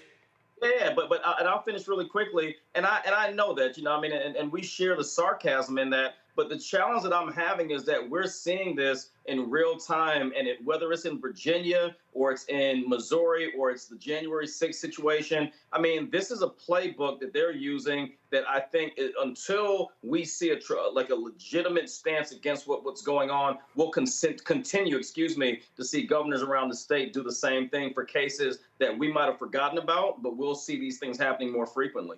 Julian, now you can go. Thank you. Well, we've seen jury nullification. We have seen white juries basically absolve white people for killing us. We've seen it time and time again, and here we go again. I'm not surprised about any of this Youngkin, Klan member, quite frankly. And there's so many others. I mean, our colleague Lauren has documented what's been happening in Virginia. But what we are seeing is the resurgence of lynching culture. Lynching culture says you can do anything you want to a black person, and you will not have to pay any consequences. You can shoot them, you can kill them, you can take their property, and there will be no consequences. And under the Biden-Harris administration, there were a few consequences. Under the Biden administration, there are a few consequences, not enough, but a few.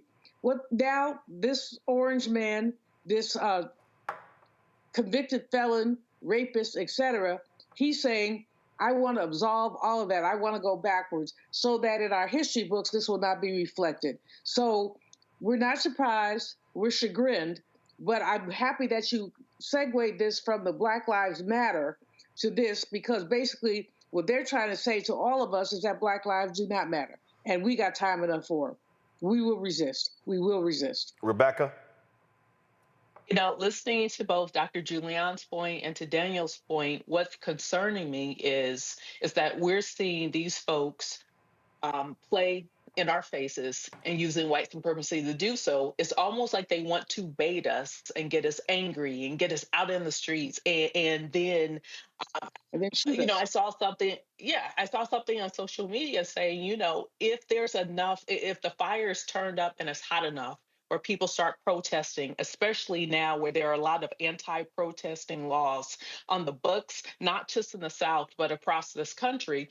What happens then? Does that give the president the pretext to then declare martial law in certain areas? So my concern is that this is intentionally getting hotter. They are intentionally doing things to bait people to act. And I think this is why it becomes even more important to have teach-ins, to teach those who are of conscience and to teach those who support liberation and justice. This is how we have resisted in the past. This is what civil disobedience looked like in the past, because these people are intentionally trying to bait people in this country. So, hey, Roland. Yeah, go ahead.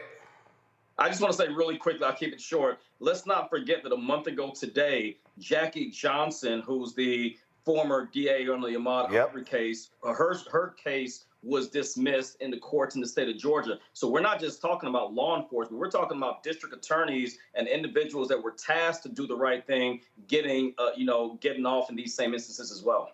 So here's how we do, quote, take the bait, Rebecca. In November, there's a gubernatorial election in Virginia. And Winsome Sears, MAGA black woman, is running on the Republican side.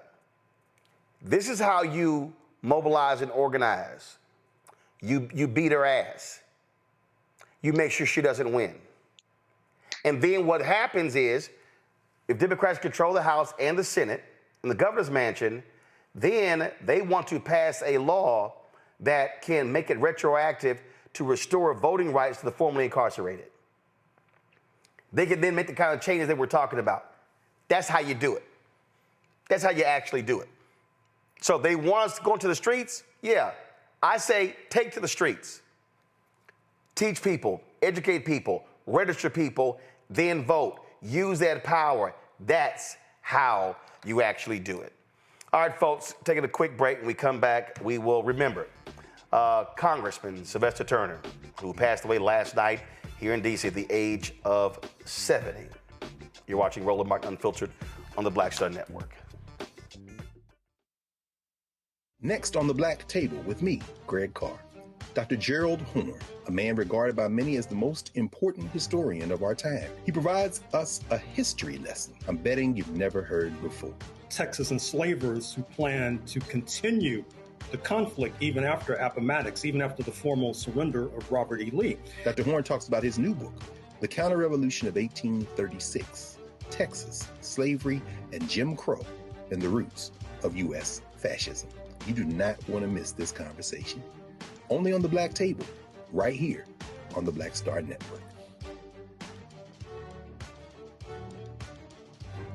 What's up, y'all? Look, Fanbase is more than a platform. It's a movement to empower creators, offering a unique opportunity for everyday people to invest in Black-owned tech, infrastructure, and help shape the future of social media.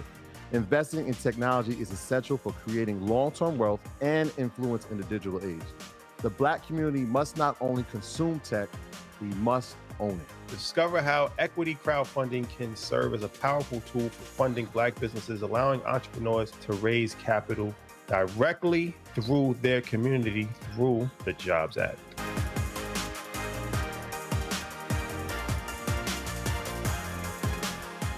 It's John Murray, the executive producer of the new Sherry Shepherd Talk Show. This is your boy, Earthquake. And you're tuned in to Roland Martin Unfiltered.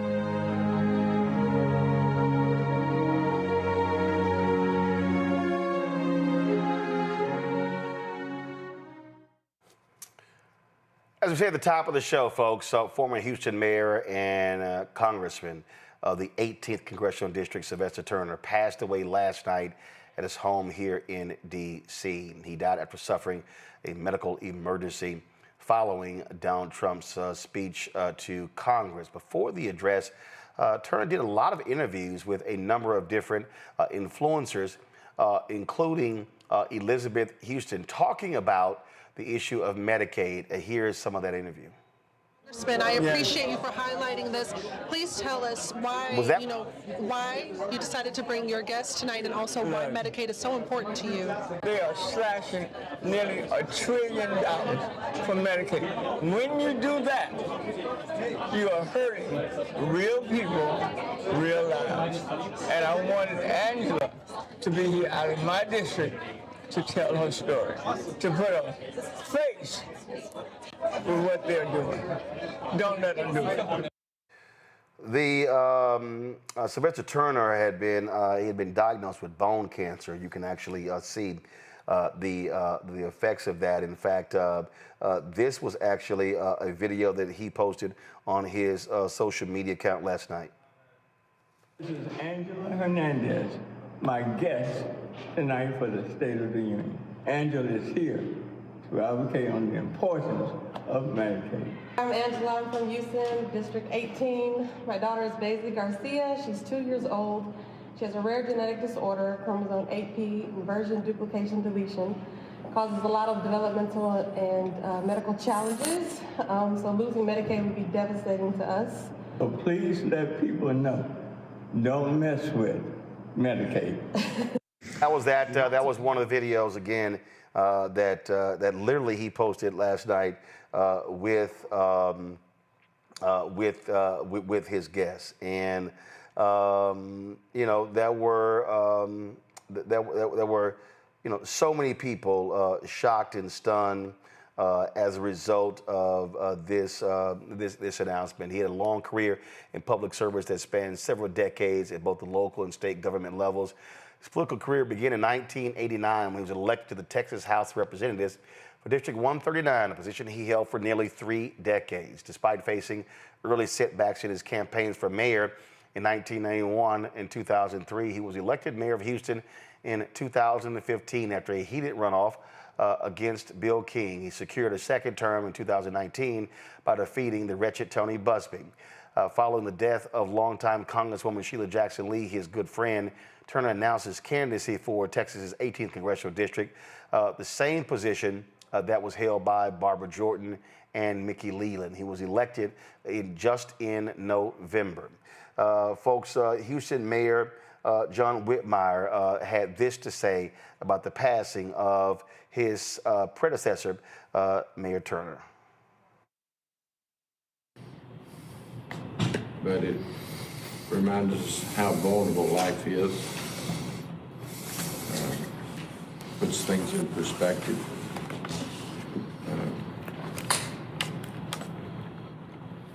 Council, as you witnessed, is very sad that we lost a public servant the size and record of Mayor Turner. He's fought a courageous fight with his illness. I saw him Saturday to Rodeo Parade, and then, as I mentioned, he and I were on a program together a week ago Sunday in Acres Home, Robert Williams' installation. He and I both are very close to the family. So we shared that program, and many folks, certainly many of you that are new to Houston, do not realize our history of being partners. I got elected at 23 years of age. He ran for county commissioner in 1981. I was involved. Then he went to the legislature, where for 24 years we worked as a team representing the same community. So I have nothing but fond memories of his partnership and our representing the same people. Politics is a tough business. He ran for mayor 3 times. I witnessed each of them. And I think anyone familiar with that successful race would say I played a vital role, helped them get the police firefighter endorsement, which was really important.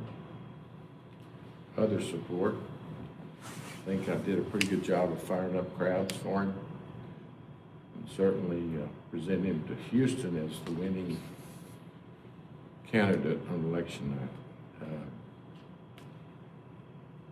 We had disagreements, but they were never personal, and our families were close. You know, no one knows the pressures of public service in general until you serve, and no one knows the pressures of being mayor until you have the honor of being mayor. So Sylvester's on our mind today.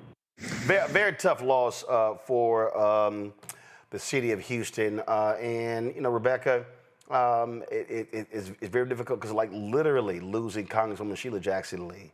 And then Turner, she ran for his seat for mayor, lost to Whitmire. And then literally a month later was diagnosed with pancreatic cancer. She was gone 3 or 4 months later. And then now having to now deal with this loss as well. I didn't know him personally, but I knew and know of some of his staff, including some of his staff when he was mayor and some of his campaign staff. But to your point, the vacuum in leadership that Houston is going through, at even the realignment of leadership that's happening within Houston, you know, it's tough. It's tough when you lose that continuity. When you lose those folks who have been around, they have the battle scars of the different various political fights that they fought. And then you start to bring in that new leadership that isn't necessarily battle tested in the same way. And what's really sad and unfortunate is that this moment really requires those who have been battle tested. But of course, we still have other people like Congressman Al Green in the Houston area. We still have other people there to help fill in some of that gap. But it is sad. It's sad to lose two great, wonderful Black politicians back to back, you know, within a year. Daniel? You know, the night I got the news that I would be appointed to serve as the regional administrator for EPA Region 4, I was in Houston. And Mayor Turner was one of the first mayors to congratulate me. And I remember he vaguely said, "You got to come back to Houston." And I kind of softly said, "You know, sir, I'm in the southeastern region.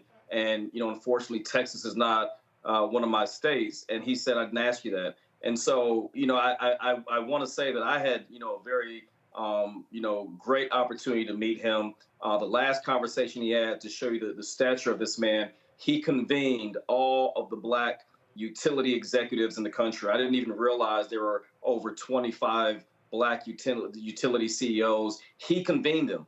And I want to say thank you for his life, his legacy, his promotion of the city, the rodeo, all the things he invited me to, all the things that he did is a testament of a legacy of a generation of men and women and civil rights leaders that we have lost, but that their memories will hopefully remain within all of us. One of the last interviews he did at the National was on Reverend Al Sharpton's show on Sunday. And this was some of the interview. And so, you know, I had reached out to him.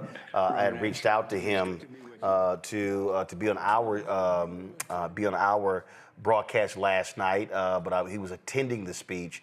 And, you know, Julian, Congresswoman Joyce Beatty said she was the first call I got this morning. I was actually asleep. I woke up to the news because I didn't go to bed till like 4 a.m. Had my phone on sleep mode because I knew I need to get some sleep after last night's, you know, 6.5, almost 7-hour broadcast. And you know, she said that she had left him last night to come here. and he had talked about, he told her to tell me, hey, he had, respect for what I did. We were, longtime friends. I've known him for years, growing up in Houston, covering Houston politics. He's my alpha brother. Again, it was this morning. It was very difficult for CBC members when they even had their noon meeting today because so many just saw him last night, after the speech, again, doing interviews, and he went home and had his medical emergency. Roland, I had the pleasure of meeting Mayor/Congressman Turner on a couple of occasions. I enjoyed and appreciated, we discussed some of his environmental stances. He was close to a number of African-American people who are environmentalists. It is a great loss. I mean, I echo what my colleagues have said. It's a great loss. And beyond that, I mean, there are a couple things that we all have to think about. One is succession planning. The loss is great. We will all mourn. Who's next?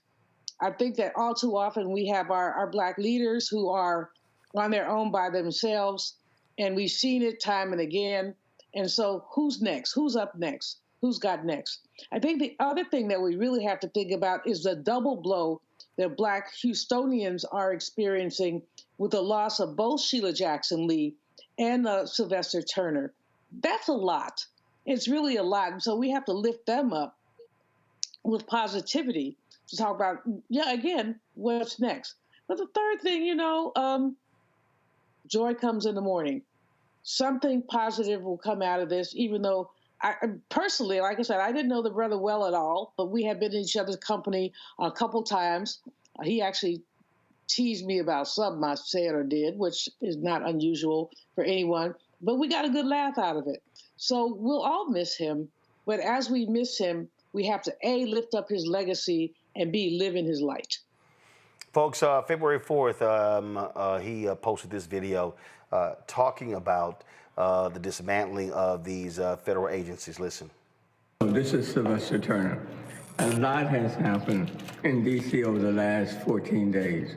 But one of the most egregious things that has taken place is that Elon Musk, this billionaire, this tech guy, has literally taken over the U.S. Department of the Treasury. And in his possession happen to be your personal financial information, tax information, information on your Social Security, Medicaid, and the list is endless. Now, on January the 20th, we inaugurated a president. We did not crown a king. But since January the 20th, after one executive order after the next, this president and those who work for him on his behalf have gone too far. To have your personal, private information in their possession and no one knows how this information will be used is outrageous. It's egregious. And it's repugnant to all of us as Americans. And no one knows how this information will be used is outrageous. It's egregious. And it's repugnant to all of us as Americans. Today, there was a huge rally in front of the U.S. Treasury. By the thousands, people showed up and said, enough is enough. Our information belongs to us. It doesn't belong to this billionaire. It doesn't belong to this tech guy who can use your information and my information any way you can. It is now time for all of us to stand up, to hold our ground, and to say, no, it doesn't work that way, Mr. President. And we will do everything in our power to change and overturn this abuse of power. We need your help. Speak up and let your voices be heard. And in the meantime, this congressperson from the 18th Congressional District will do everything I can to righten this wrong. We talked about it a few months ago when Congresswoman Sheila Jackson Lee passed, and then again, outgoing Mayor Sylvester Turner, delivered this eulogy at her funeral. Thank you so very much. We thought, Elwin, that we would all come and do this together. To the special dignitaries, Elwin, let me just say that it takes a special man to be married to Sheila Jackson Lee.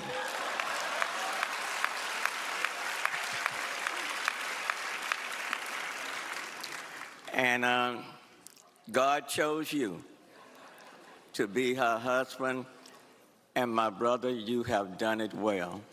So I want to congratulate you for a job well done. To Erica and Jason, my parents used to say that the best thing that I can give you is a good name. Your mom has given you a good name. And Erica, you have channeled her spirit. And there's so much of her in you. Jason, she will be proud of what you're doing right now. She was an ambassador with a special assignment. From the local perspective, I want to thank her for standing by North Forest when they were trying to shut North Forest Independent School District down. For the church in Acres Home, Cliffdale, small church, needed a contractor, didn't have the money. She found the contractor. She made the repairs at no cost to the members of that church. Thank you. To Cheryl Ropolo, who doesn't even live in the 18th Congressional District. Her daddy needed medical care. She reached out to Congresswoman Sheila Jackson Lee. She made the call, and her dad was with her for another 7 years. Cheryl Ropolo wants to say thank you. To the homeless man that was on the street, but because she came that person's way, that homeless man is now in his own apartment with the wraparound services. Sheila Jackson Lee, the homeless man, wants to say okay. To the many COVID drives she set up, working right alongside me and others, the thousands of people whose lives have been saved, want to say thank you. And in her final months, when her body was frail, when people needed food and water, Rodney, we were out there. She got out the truck, moving slowly. We said, Sheila, we'll do this. She said, no, brother, no, I'm here. And then when we finished that stop, we said, it's time to go home. She said, brother, I have one more stop to make. We went to a shelter. She got behind the line and served them food and stayed there until we said, that's enough. I'll close with this. Sheila wouldn't take no for an answer. But because she was an ambassador on a special assignment, there was one person she had to yield to. And God said to Sheila, Sheila, your work on this earth is done. You have ran a good race. You fought a good fight. And now it's time, my sister, for you to come right on home. Sheila, I want to thank you on behalf of the local community for bringing the world to the 18th Congressional District. To God be the glory for the good he has done. And the same, of course, can be applied to Congressman Sylvester Turner, dead at the age of 70. Juliana, Daniel, Rebecca, we really appreciate y'all being on today's show. Thank you so very much. Folks, the show's not over. 2023, I held a Juneteenth discussion in Houston. And if you want to understand the impact of Mayor Turner, he did some amazing things as mayor of the city of Houston. Really, especially when it came to black business. And so we're going to close the show out. I'm going to sign off right now, but we're going to play this for y'all for you to understand the work that he did on behalf of African Americans, African American business owners as the mayor of the city of Houston. We will greatly miss him, and I will personally miss him as well. Folks, I will see you guys tomorrow from New York City from Susan Taylor's National Cares Mentoring Gala. Here's that conversation with Mayor Turner from 2023. Coming to Houston, we understand heat. So I wore one of my African outfits. In fact, Lynn from a Turkey Leg Hut called me. He said, "Hey man, what's the dress? Cause you know it's hot." I said, "Doc, it don't matter." I said, "You come dressed like a chef." He said, "Cool, linen works. So when he sees you, he gonna be real happy." Well, I am certainly dressed down today. No. So, This how we roll the Black Star Network. We good with that. All right, glad to see you here, Mayor. First off, I wanted to have this conversation because you're in your final months as mayor. This is about the future of economic freedom for African Americans. Right. And Commissioner Ellis spoke earlier. He got spun. He came in for all y'all got here, so he had a mic first. And we talked about literally the billions of dollars that exist out here in the public sector. And unfortunately, we're not fully tapping into that. You understood that coming into the mayor's office. And so what was your focus to make sure that black folks were getting a piece of this pie when we are significant tax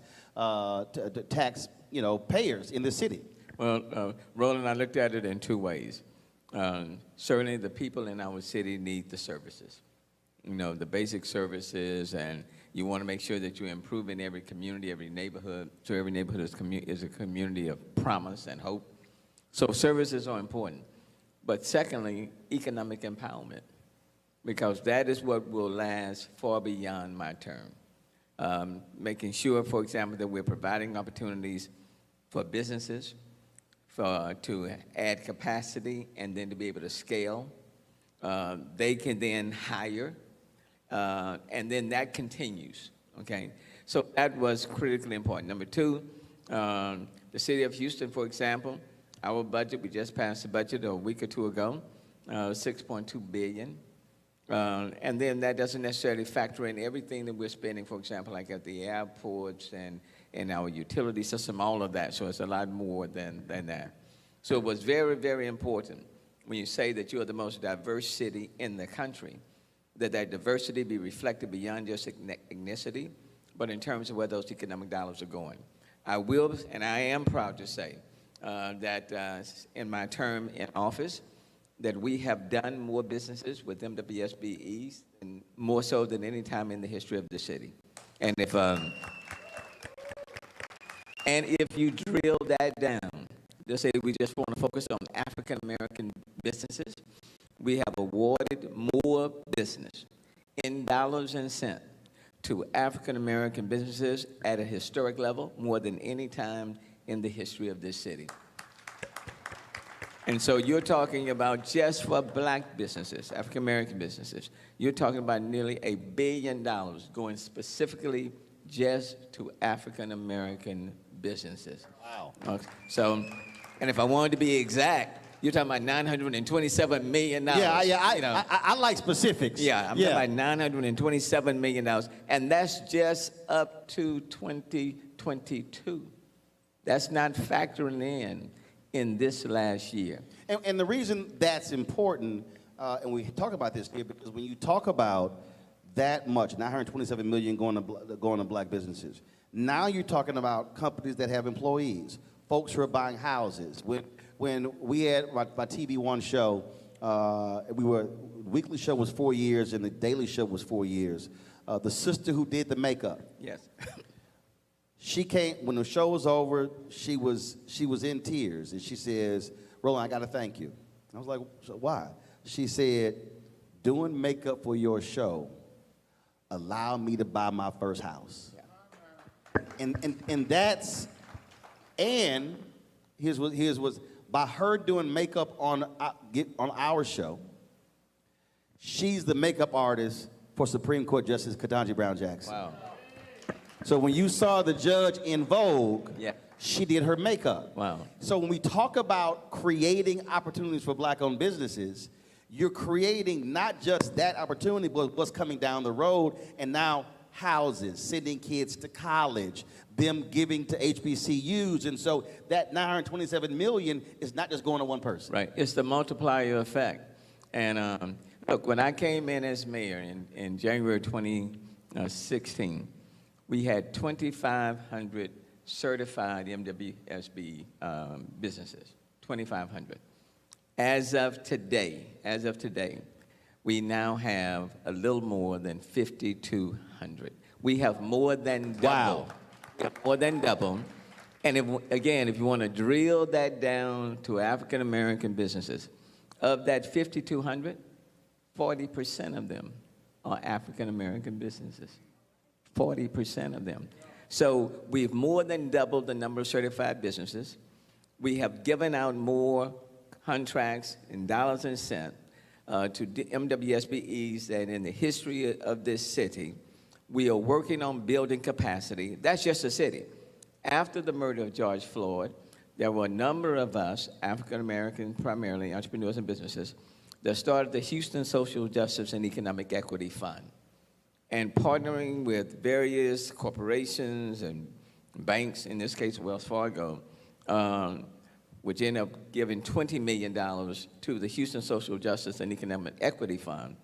We have provided grants anywhere from $10,000 to $60,000 to more than 220 businesses, minority businesses in this city. And we're getting ready in the second round to provide another $8 million. We decided that the $10,000 to $60,000 was not high enough. And so we've increased that threshold. These are not loans. These are grants that are being provided to businesses themselves. So, it's, I am proud of that because, services, we have to provide services. But economic empowerment and feeding into these businesses, and for most of these businesses, you're talking about less than 10 employees or less. But the goal is to build capacity and to enable them to scale up.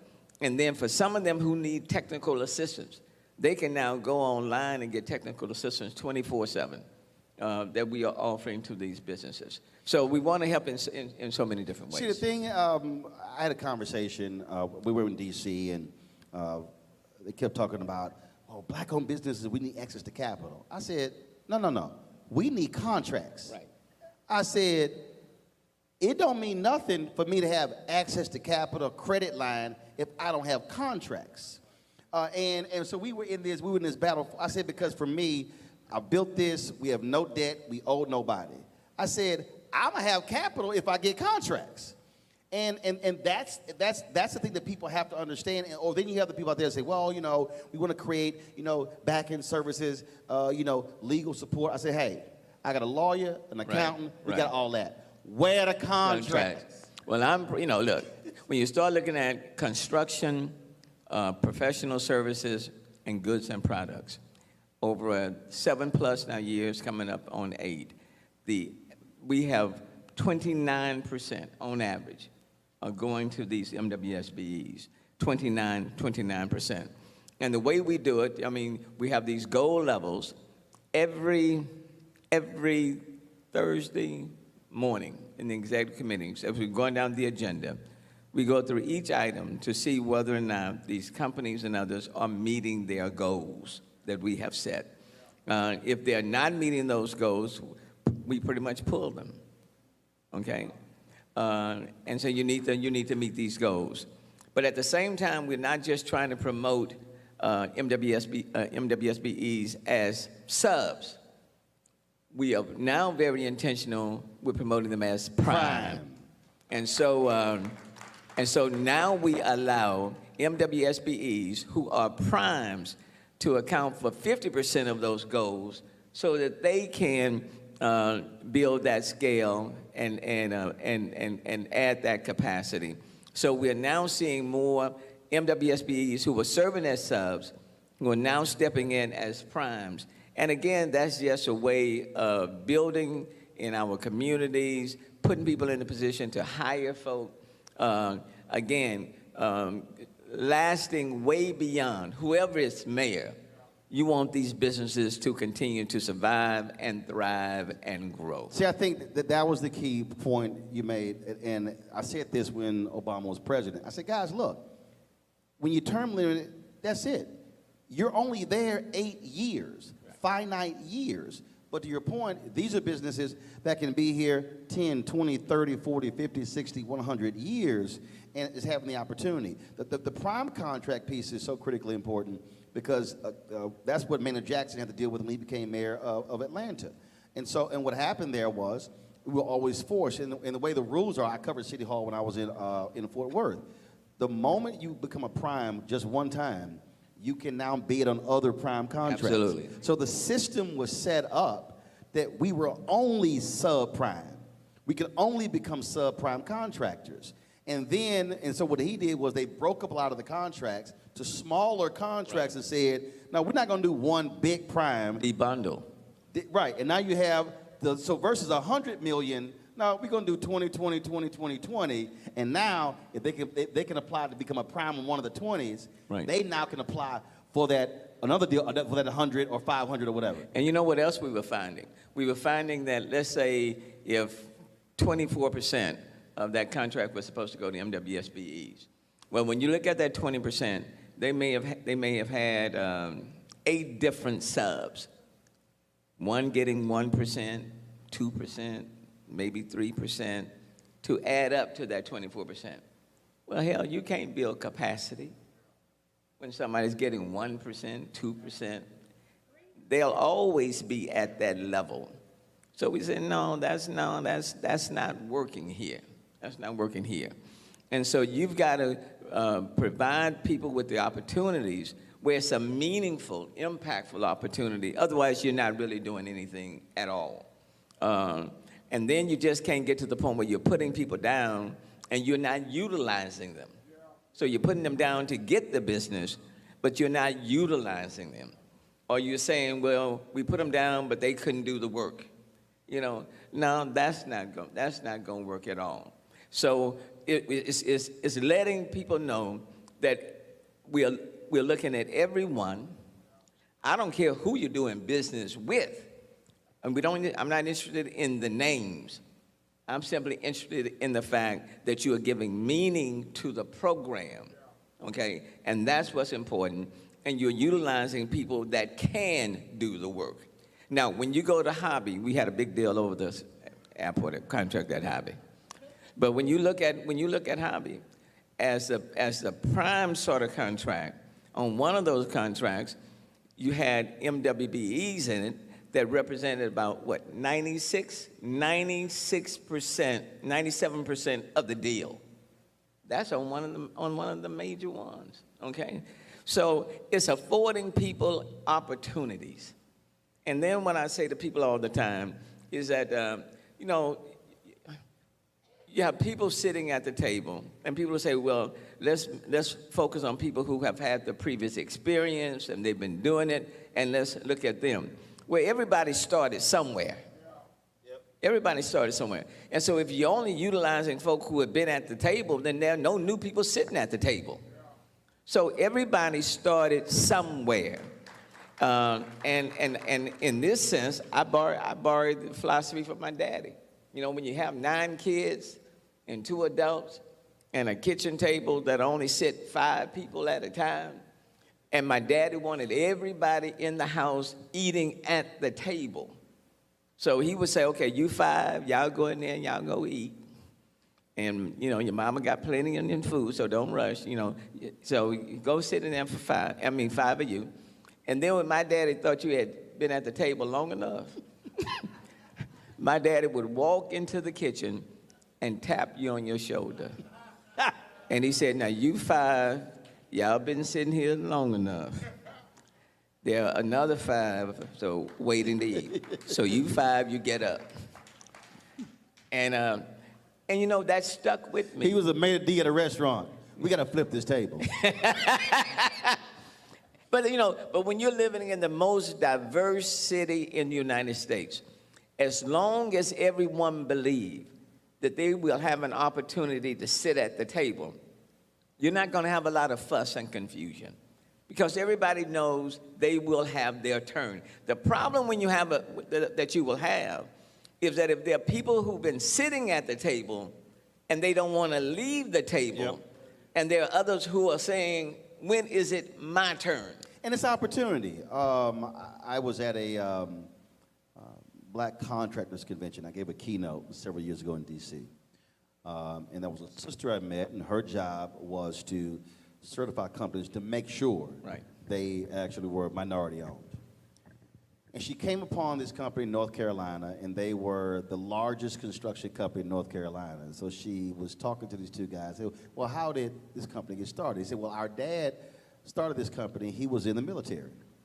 And they said that when the war was over, World War II, he asked them, well, we got all this surplus equipment. Can I just keep some of this? And, oh, yeah, go right ahead. So he started this construction company with a government handout. Military construction company, military construction equipment, and he used that equipment to start the company and then began to get all these contracts in North Carolina. And now his sons are running the company that Daddy started using government equipment. And as she and I were talking, I've used that example. I said, because you can't show me a black soldier who they will let walk off the base even with a shovel. Right. But he left with actual equipment. The government funded his business. And so I explained to a lot of white folks out here, I don't want to hear that bootstrap stuff when the reality is for decades, and even when we were paying taxes, we were funding their contracts, their businesses. And right now, in this whole age, folks fighting CRT. I got my book over there, White Fear, how the browning of America is making white folks lose their minds. Folk getting all upset and everything, and you're going, look at the numbers. Y'all been eating well for a long time, and now you get mad because we're saying, can we get a chair at the table to eat? But you know, Roland, what I would say, though, yes, people get mad. But we can't do what they do. And what I mean by that, we have to cross every T. We have to dot every I. I came in fully aware that everything that we do with me as mayor was going to be scrutinized. And so you have to dot every I, you have to cross every T. You have to be even more intentional with following the process. Because when you start saying, providing more opportunities for people that look like you and I, or people who are diverse, everybody's not going to be pleased with that or happy with that. So we have to be extra careful. Extra. In order for you to sleep at night, you have to be extra careful knowing that you have crossed the T's and dotted the I's and followed the process, because it may not be fair, but that's just the way it is. Yep. So that's what I tell mayors across the country, okay? You know, make sure that you're following your process. Make sure that you have 2 and 3 different checks, because that's so important. But at the same time, somebody checking on the checker and the checker. And everyone, people will tell you, and in all of our meetings in my 8 years, number one, I never meet with anybody by myself. That's number one. Number two, we discuss all of my deals before my executive meeting. We go through every last one of them. If there's something that seems out of whack. See, Mayor, you sound like a preacher on that one. I ain't gonna name the preacher, but that was a woman who wanted to go to counseling. And she came in, and there were 2 other people in the room. It was a dude, it was a brother, it was a woman. And she says, she goes, Pastor, I thought I was doing counseling with you. He said, no, darling, they're paid not to open their mouth. And she's like, but this is supposed to be a meeting between you and I. He said, we will not be meeting if the 2 of them are not in the room. And I will tell you, and I came in with that rule. Thing meeting just with me, Because whatever you have to say, you can say to all of us. And if you can't say it to all of us, you can't say it to me. So somebody say, no, the mayor told me, you like, I had some backup in the room. There are at least going to be 2 or 3 other folk. And especially when we are discussing anything dealing with awarding, that's in front of my entire executive team. You know, because I mean that's just the nature. That's just the nature of. I mean those are just the realities. Those are realities. But having said all of that, you know, we've made significant progress. I won't say mission accomplished, but it is important for us to do everything we can to build capacity, to put the business in a way that they can scale up. And then what I say to businesses, you need to be able to do the business. You know, I can't put you someplace and you can't do it. Now let's not be crazy now. I mean, you know, you're applying for something, and the people are asking, can you do this? No. Do you have this? No. Why are you down here? Well, I'm an MWBE. So what you want me to do? So we can't help you if you're not taking the steps to help yourself.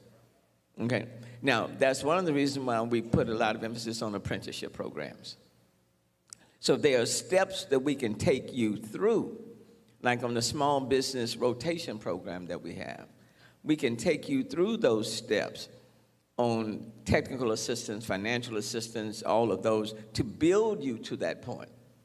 And then you go to the next step and to the next step. But, you know, but the Office of Business Opportunity, I want to give a lot of credit to Marsha Murray, sister, who has just done an incredible job in the Office of Business Opportunity. And all of my directors, you know, that's important because, quite frankly, before the matters even get to me, I'm on the back end. They have come through the system. So you got to have the right people in the right place in order to move things forward.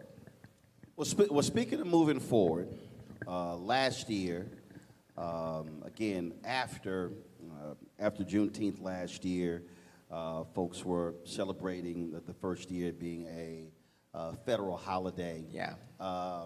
And I was seeing all these different events and stuff, folks doing stuff. Then I started seeing all the planning.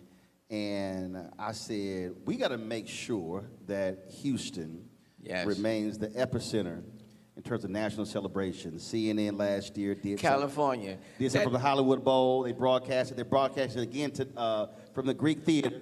And I was like, I said, how y'all gonna broadcast a concert from California? About Juneteenth. Hell, when they entered the Union, they didn't even have slavery. So I had this idea, and then reached out to my brother, reached out to different people in Houston. I said, Mayor, we've got to make sure. And so we began to meet with different folks, met with the folks over at Houston First.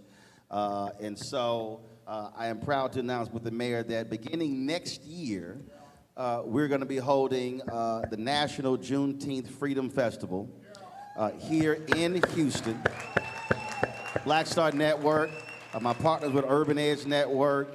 Our goal is to have our exhibits, have concerts, bring our tourists in, but really make Houston the centerpiece of Juneteenth celebrations, because that's the way it should be, and everything coming from here.